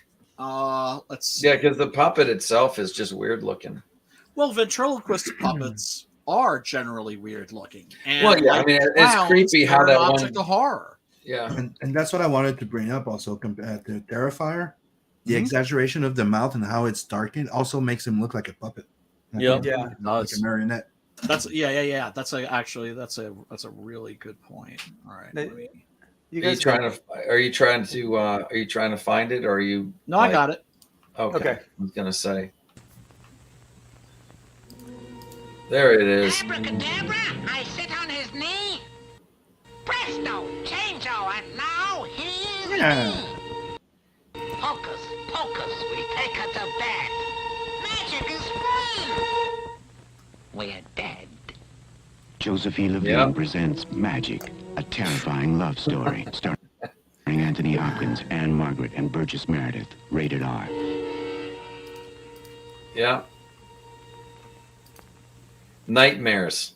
At least 2 weeks. That's pretty creepy. The fuck? Yeah, that fucked. Yeah, and that fucked so many people up that there's a guy who made a documentary. It's only a half an hour long. It's on Shudder somewhere about how much that fucked them up. I knew I was gonna regret getting rid of that. Yeah, man. There's like so many of the horror movies that we're assigned are gonna be on like Tubi and all these other places and YouTube. And speaking of which, I gotta peace out because I'm streamed the fuck out, and I gotta go on Commie Marks in a little bit. Oh, okay. Help him close out. What are we watching next week? Were we going to watch something today, and we just never got to it? We were talking about. Was supposed to watch Terrifier. That's the premise. So he's trying to pick the next movie that's going to be on the next show. Right, but it's just something we're going to talk about, or something we're actually going to watch. We have to watch it and then talk. We have to watch it. We all agree to watch it, and then we and I'll. Oh, okay. See, today I posted the link at the last minute because all kinds of shit's been going on. Okay. But usually I like to at least the next day. I'll add you to the DM group, and I just post. Yeah, and once I create the show, then I'll post the link, and usually it's a link to a movie that's on Tubi or Plex or something free. It's a Blu-ray rip off of YouTube. Mm-hmm. Okay. Yeah. So, discussion, gentlemen. Ideas. And I still. If you have any ideas, I'll put my vote in for the same movie I always do. I'll see if it's on Real Good. Oh, I don't know. Ooh, they got the world in the Mouth of Madness. The Canal. Oh, I love that one. It's one of my favorites. Yeah. I wanted my wife to watch it with me. I don't know if we're going for anything specific, like 80s, corny, cheesy, real. Horror. That's it. Okay. The Canal is on Mouth of Tubi. Madness. I don't think that's because the one rule we have is that it's something that's not behind a paywall, so that way I can put the link in the description. Yeah. And if people, want to watch the movie in advance and comment on it, they can. You say that, but the last link you shared was behind a country wall. Racist YouTube. Oh, I know. Oh man. VPN, motherfucker. VPN. Wall. I can't wait to be That's proud what of my VPNs are leader for, again. bro. Yeah. In the Mouth of Madness. Yeah, but that's my vote. Same vote as usual. Well, what was yours, Dave? The Canal. The Canal. Okay. Mhm. Yes, which is good. Have you seen it? You've seen it? No. No, Brian, you've seen it? Twice. I saw it twice too. Yeah. And the second time I was wanted standing to behind it try the to whole show time. it to, like, the first time I watch it, I make it through, and the second time I watch it is to show someone. So, Brian, how do you because I'm like, know? this is the most. When you look for a movie, how do you determine whether it's behind a paywall or not? Where do you go to find that? Oh, out? I go to Internet Movie Database. Or And you check watch IMDb. options. Here, I'll give you the link to this, Jeff. I'll put it in the private chat. This is a great site. It also has an app. It's called Real Good, and it will. But you basically do is you edit, you sign up, and you edit all of the. If you have Disney, Netflix, whatever, and then you include all the free ones, and then whenever you go to look for a movie, if it's streaming on one of your services, it'll tell you. Okay. That way you don't have to look through each one. Okay. So that's on the private chat. And it's actually going, wait, did I do that right? Yeah. It'll go to the Canal and show you where the Canal is playing. That's just that's the URL that I happen to have up at the moment. Okay. If you guys are interested, just above his post is a clip of the Anderson at Wonderfest, so you can get to that specific one. Otherwise, I'm done doing my self-promoting, even though other people think that I should just keep going. You should, and so should Brian. Everybody should Doesn't be. It feel like? Isn't there I don't know how to put it. I know exactly what. You feel obnoxious. Don't you feel like you're being obnoxious? You got to learn the Not difference. when you. Here's the secret. I always felt terribly self-conscious, right? Yeah. And I was about promoting my comics at a convention online. It's easy for me because what I do is I don't make it about me. I make it about the artist. Right. Right. Yeah, so then I'm like, make it about the piece. Yeah. Right. I don't make it about me. And I think just the thing that makes this whole streaming thing much easier is if you don't make it all about you, and you make it about the community, and also you make it about like promoting other people's stuff. Yeah. Do you know what I'm saying? Yeah. Yeah. There's nothing. You don't have to be braggadocious when you're showing or sharing your work. Mm-hmm. Supercalifragilisticexpialidocious. I mean, you can be braggadocious if you want, It's but if not you're, bragging if you're, if you. you're not a braggadocious kind of a guy. Yeah, it's not bragging if you can do it. Yeah, exactly. Okay, you guys want to watch Frankenstein? Which one? Boris Karloff. Oh, to that Bride. I didn't see Bride on there. The one with Sting, right? No, that's The Bride, which is also an excellent movie, I think. But is that the one with Randy Quaid? That's more of a fantasy. No. That's Clancy Brown. Ooh, nice. What? Clancy Brown is the Frankenstein monster in The Bride. Oh, I'll watch that. In The Bride, or in the one with Sting? Yeah. Actually, should we do that? But Matt, which one did you said you want to watch the one with Boris Karloff, right? Yeah, I just figured because we were getting. Oh, they do have Bride of Frankenstein. How about The Fly? You were good or what? Which one? Cronenberg? The Cronenberg. Definitely. Yeah. Well, I don't even have to watch that. That's in my blood.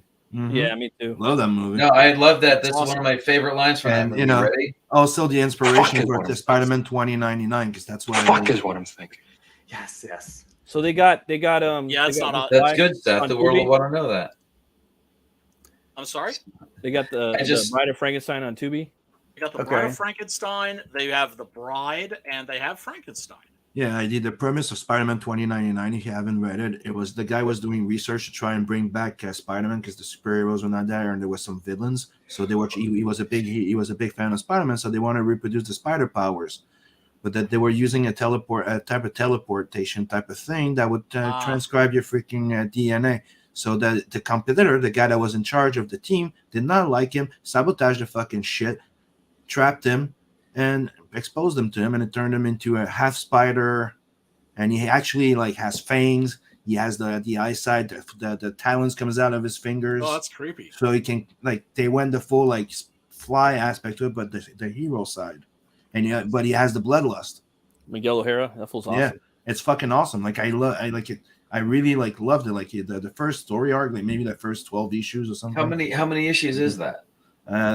It was one of the longer lasting one. It's still around. Then yeah, but it's the Rick Leonardi run was pretty sick. Well, I don't know if The Fly's on Tubi, but that's one of my favorite horror movies of all time. Of course. Really? See, they're talking about like Terrifier 2 has barf bags. I remember, and Jeff and I both worked in a movie theater, not the same one, but when that movie came out, across the street, yeah, literally one movie theater across the street from the other. That there were people throwing up when that movie came out. What, The Fly? Yeah. Oh yeah, The Fly. Yeah. That's one of the grossest movies ever made. Yeah, we had to mop that thing more than once. I would say Bride though, man. Bride or Frankenstein, just because it's getting close to Halloween. It's kind of classic, and I don't know when they're going to take that off Tubi. That's one option we could do, and there's a bunch of other ones too. All right, let's do Bride of Frankenstein. They have The Fly on YouTube with commentary by Cronenberg. Full movie. Does that count? With commentary. Yeah, by Cronenberg. I've never seen The Bride or The Bride of Frankenstein. There you go. It's in the private chat. Yeah, I love director commentary, but that can be hit and miss sometimes. The Bride of Frankenstein is Brian's favorite movie of all time. For the last stream, right? That's your favorite movie, right, Brian? Yeah, that or Dawn of the Dead. Oh, okay. Well, okay, I'm gonna have to favorite this, or let me see. I love The Fly though. I was watching The man. Exorcist. They put The Exorcist One of TV show. Cronenberg's best. My wife loves The Exorcist TV show. They filmed like 2 years ago. It's got Gina Davis. She plays the older version of Linda Blair on there. You know. Really? Huh. Yeah, and I was like, oh, she's from The Fly. You know. And Beetlejuice. Oh, she was smoking. She really took care of herself. Did your wife recognize her from another movie? No, I mean probably Beetlejuice. She say that? You just said like, oh, that's Gina Davis. Didn't she do like a pirate movie? Okay, where she was a bit like Rhode Island with Matthew Modine and Frank Langella. I love that one. That movie was fucking awesome. It came out around the time that like which one was that? Monte Cristo came out. Cutthroat Island. Only pirate movie in the 90s, man. I really enjoyed that. I seen that in the movie theater. No, that's what they should have brought back instead of trying to just change Jack Sparrow into a chick. I never liked. Yeah, dude. Yeah. I never got into Matthew Modine too much, but I figured they might have cast him because he's tall. Yeah, he was and cool. I think they probably had her in heels anyway, so you got to go. She was married to the director at the time, Rennie Hart. Oh, really? And then she was a Victoria's Secret mom. Dude. Long Kiss Goodnight was a good one. That's one of my wife's. Long Kiss Goodnight was good. That was Samuel F.U. Jackson. Hey, real quick about comics. Look what I got yesterday, guys. I got that downstairs. I got that downstairs on the bookshelf. I got it at Book Off for fucking $15. This is huge. That's nice. Is it the first printing? That's a good deal. Probably, I don't know. I think Jeffy, you're really gonna love this community because there's a lot of got it. Inside it's 5300 right there, so it's got to be the 5th printing. Okay, but I'll look at the front just to make sure. But usually that's those 5 little digits up on top. That's right. The only thing I don't like about that book is how it sticks out from your bookshelf in like a weird way. That's the only thing wrong with it. There's a couple of independent comic books where they're like, it's going to be this size. It's going to be a bigger magazine size. I'm like, it won't fit in my other box. That's fucking awesome, dude. I love it. My next book is going to be like this. So that's specifically why I bought it. I fucking love this Zack Snyder movie. And yeah, this movie's fucking tight. This book is tight. And my stories, my pages that I'm drawing for my next book, Hell War, it's set up like this. So I can't, when I'm doing storyboards, I don't storyboard like this anymore. I have to storyboard like that. So I need to fucking go back to the Frank Miller well again. Like I did 300, and I fucking love Frank Miller, man. But yeah. I mean, that's what I thought was interesting about that was how fuck you it was. He was just like, I'm just going to do my own format. It just comes out in the format that it's meant to be in. So Matt, will it fit? I have no idea what I'm doing. I haven't even learned the skill yet. I actually have the original.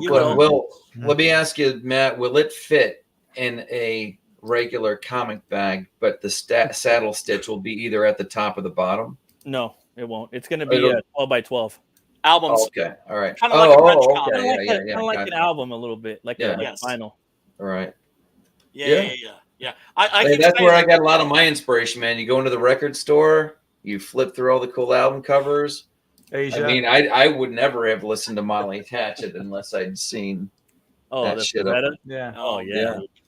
Not a chance. Yeah, man. All right, fellas. Hey, check this out, Brian, before we leave. What was that? Look at what I'm working on. Oh yeah, hey, you're share my screen too. Oh, that's tight, man. I threw up a JPEG to Julius earlier Clip today. Studio. That's Clip Studio. Yep. That's cool. Thanks. Share my screen too, real quick. What do you got there? Brian's like on the phone with his other. Like, I'll be right there. Yeah, that's I love that. first, second, and third panels. That looks way Trying to figure out. better. You know, I'm usually I don't do very well throwing things in black, but No, that's good. Yeah, I didn't know that it went from what I saw to this. This is The cool. panel on the right. I think would make a great cover. Your other right. top, right, Your other and right. then this. Oh, he's not even paying attention. That would make an awesome cover. I love that. This where the fuck. Can you see him at the bottom there? Yeah. Yeah, But you that's can the thing Sorry, is, I need to move this over. you don't see him immediately. You notice him though. Yeah. Well, right, and that's the thing. I'm like everything's like I'm not used to putting everything in the dark like that. But Well, you're still figuring this shit out, dude. Yeah, And that's go the back thing, over to you- the you only learn staircase. by doing. the thing is in the previous page, the last thing that Meat Hook does is turn the main breaker to this building off. Yeah, he doesn't go in Rambo style. Yeah. He goes in like a serial killer. Yeah, exactly. Yeah. And when was the last time you remember like being a kid walking down the basement steps where you knew that somebody could reach through there and just grab your foot if they wanted to? Yeah, the heater's off to the left, the laundry's Yeah. over around the And corner. check him out. Check out that dude's left foot. Dude, I came up with a cool he name. got the Achilles right through there. What's that? I came up with a cool name for your book if you don't got one, but I'll tell you off stream. I was thinking All about right. you today.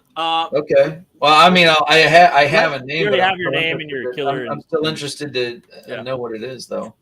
Everybody, Right. we got to let But Brian anyways, go. okay. We have to let Brian go. Brian's got to go. He wants to be nice, but he's got to Mhm. go. Am I the only one that knows is picking up on this? No, you're just the only one that gives a fuck. So you just I just don't wanna got go. here. You just got here. This happens every week. Anyway, real quick, Seb, Bride of tell us Frankenstein? What, I'm sorry. Bride of Yeah, Frankenstein, right? Yep. Yeah. Okay. Let's do that next week because it could disappear. Okay. Seb, Right. So where can these fools find you? Any social media is the Ming Slayer. I do my shows every Friday, Saturday, and Sunday. I do Doodle and Chill TGIF, Doodle and Chill on Saturday, and I do the Ink Slayer Art Show on Sundays. Keep missing those. God damn it. No, dude, there's there's so I many know. good streams out there. It's hard. It really is. Matt, tell these Hey, fools what's where up? they can find you. You guys can find me on YouTube at the Metal Movies and Brewskis channel. You can find me on Twitter at Roomcutter Comics. And if you want, you guys can pick up my books at butchcleaver.com. I got Butch Cleaver 1 and 2. And right now, the next, I believe 9 backers are going to get a bottle opener sticker. You guys are going to also get this sticker, a button, which I can't show you. You're also going to get that poster right there. And you're going to get all these freaking trading cards, too. So check it out if you guys want. Dude, I'm Thanks for telling having you me on what. the show. I appreciate it. And if you guys want a T-shirt, let me know. I got them right here too. So, thanks, Brian. You mean this button? You heard. Thank you so much. You got it, man. I man. rock the T-shirt. I and I rock the button too. Except I gotta. I washed my my shit, and so I took it off. But I'll put it back on my suspenders. And you, I see that. Butch Cleaver wanted right there. Thanks, ID. Yeah, boy. Thanks for the support, Yeah, brother. boy. Do you want to know where you can find me? idcrisisdesign.com. Anything ID Crisis on all my social media. ID Crisis on Twitter or ID Crisis Design anywhere else. I try to have as many social media accounts as possible so that I could ignore 4/5 of them. There you go. It's hard. It's hard. Well, yeah. I mean, they're like spam magnets. It is, yeah. But yeah, I'm on YouTube. Same thing. ID Crisis Design, and everybody needs to be looking out for Asphalt. The comic. Oh yeah. Can't wait for that. And Jeff, sir, where can these people find you?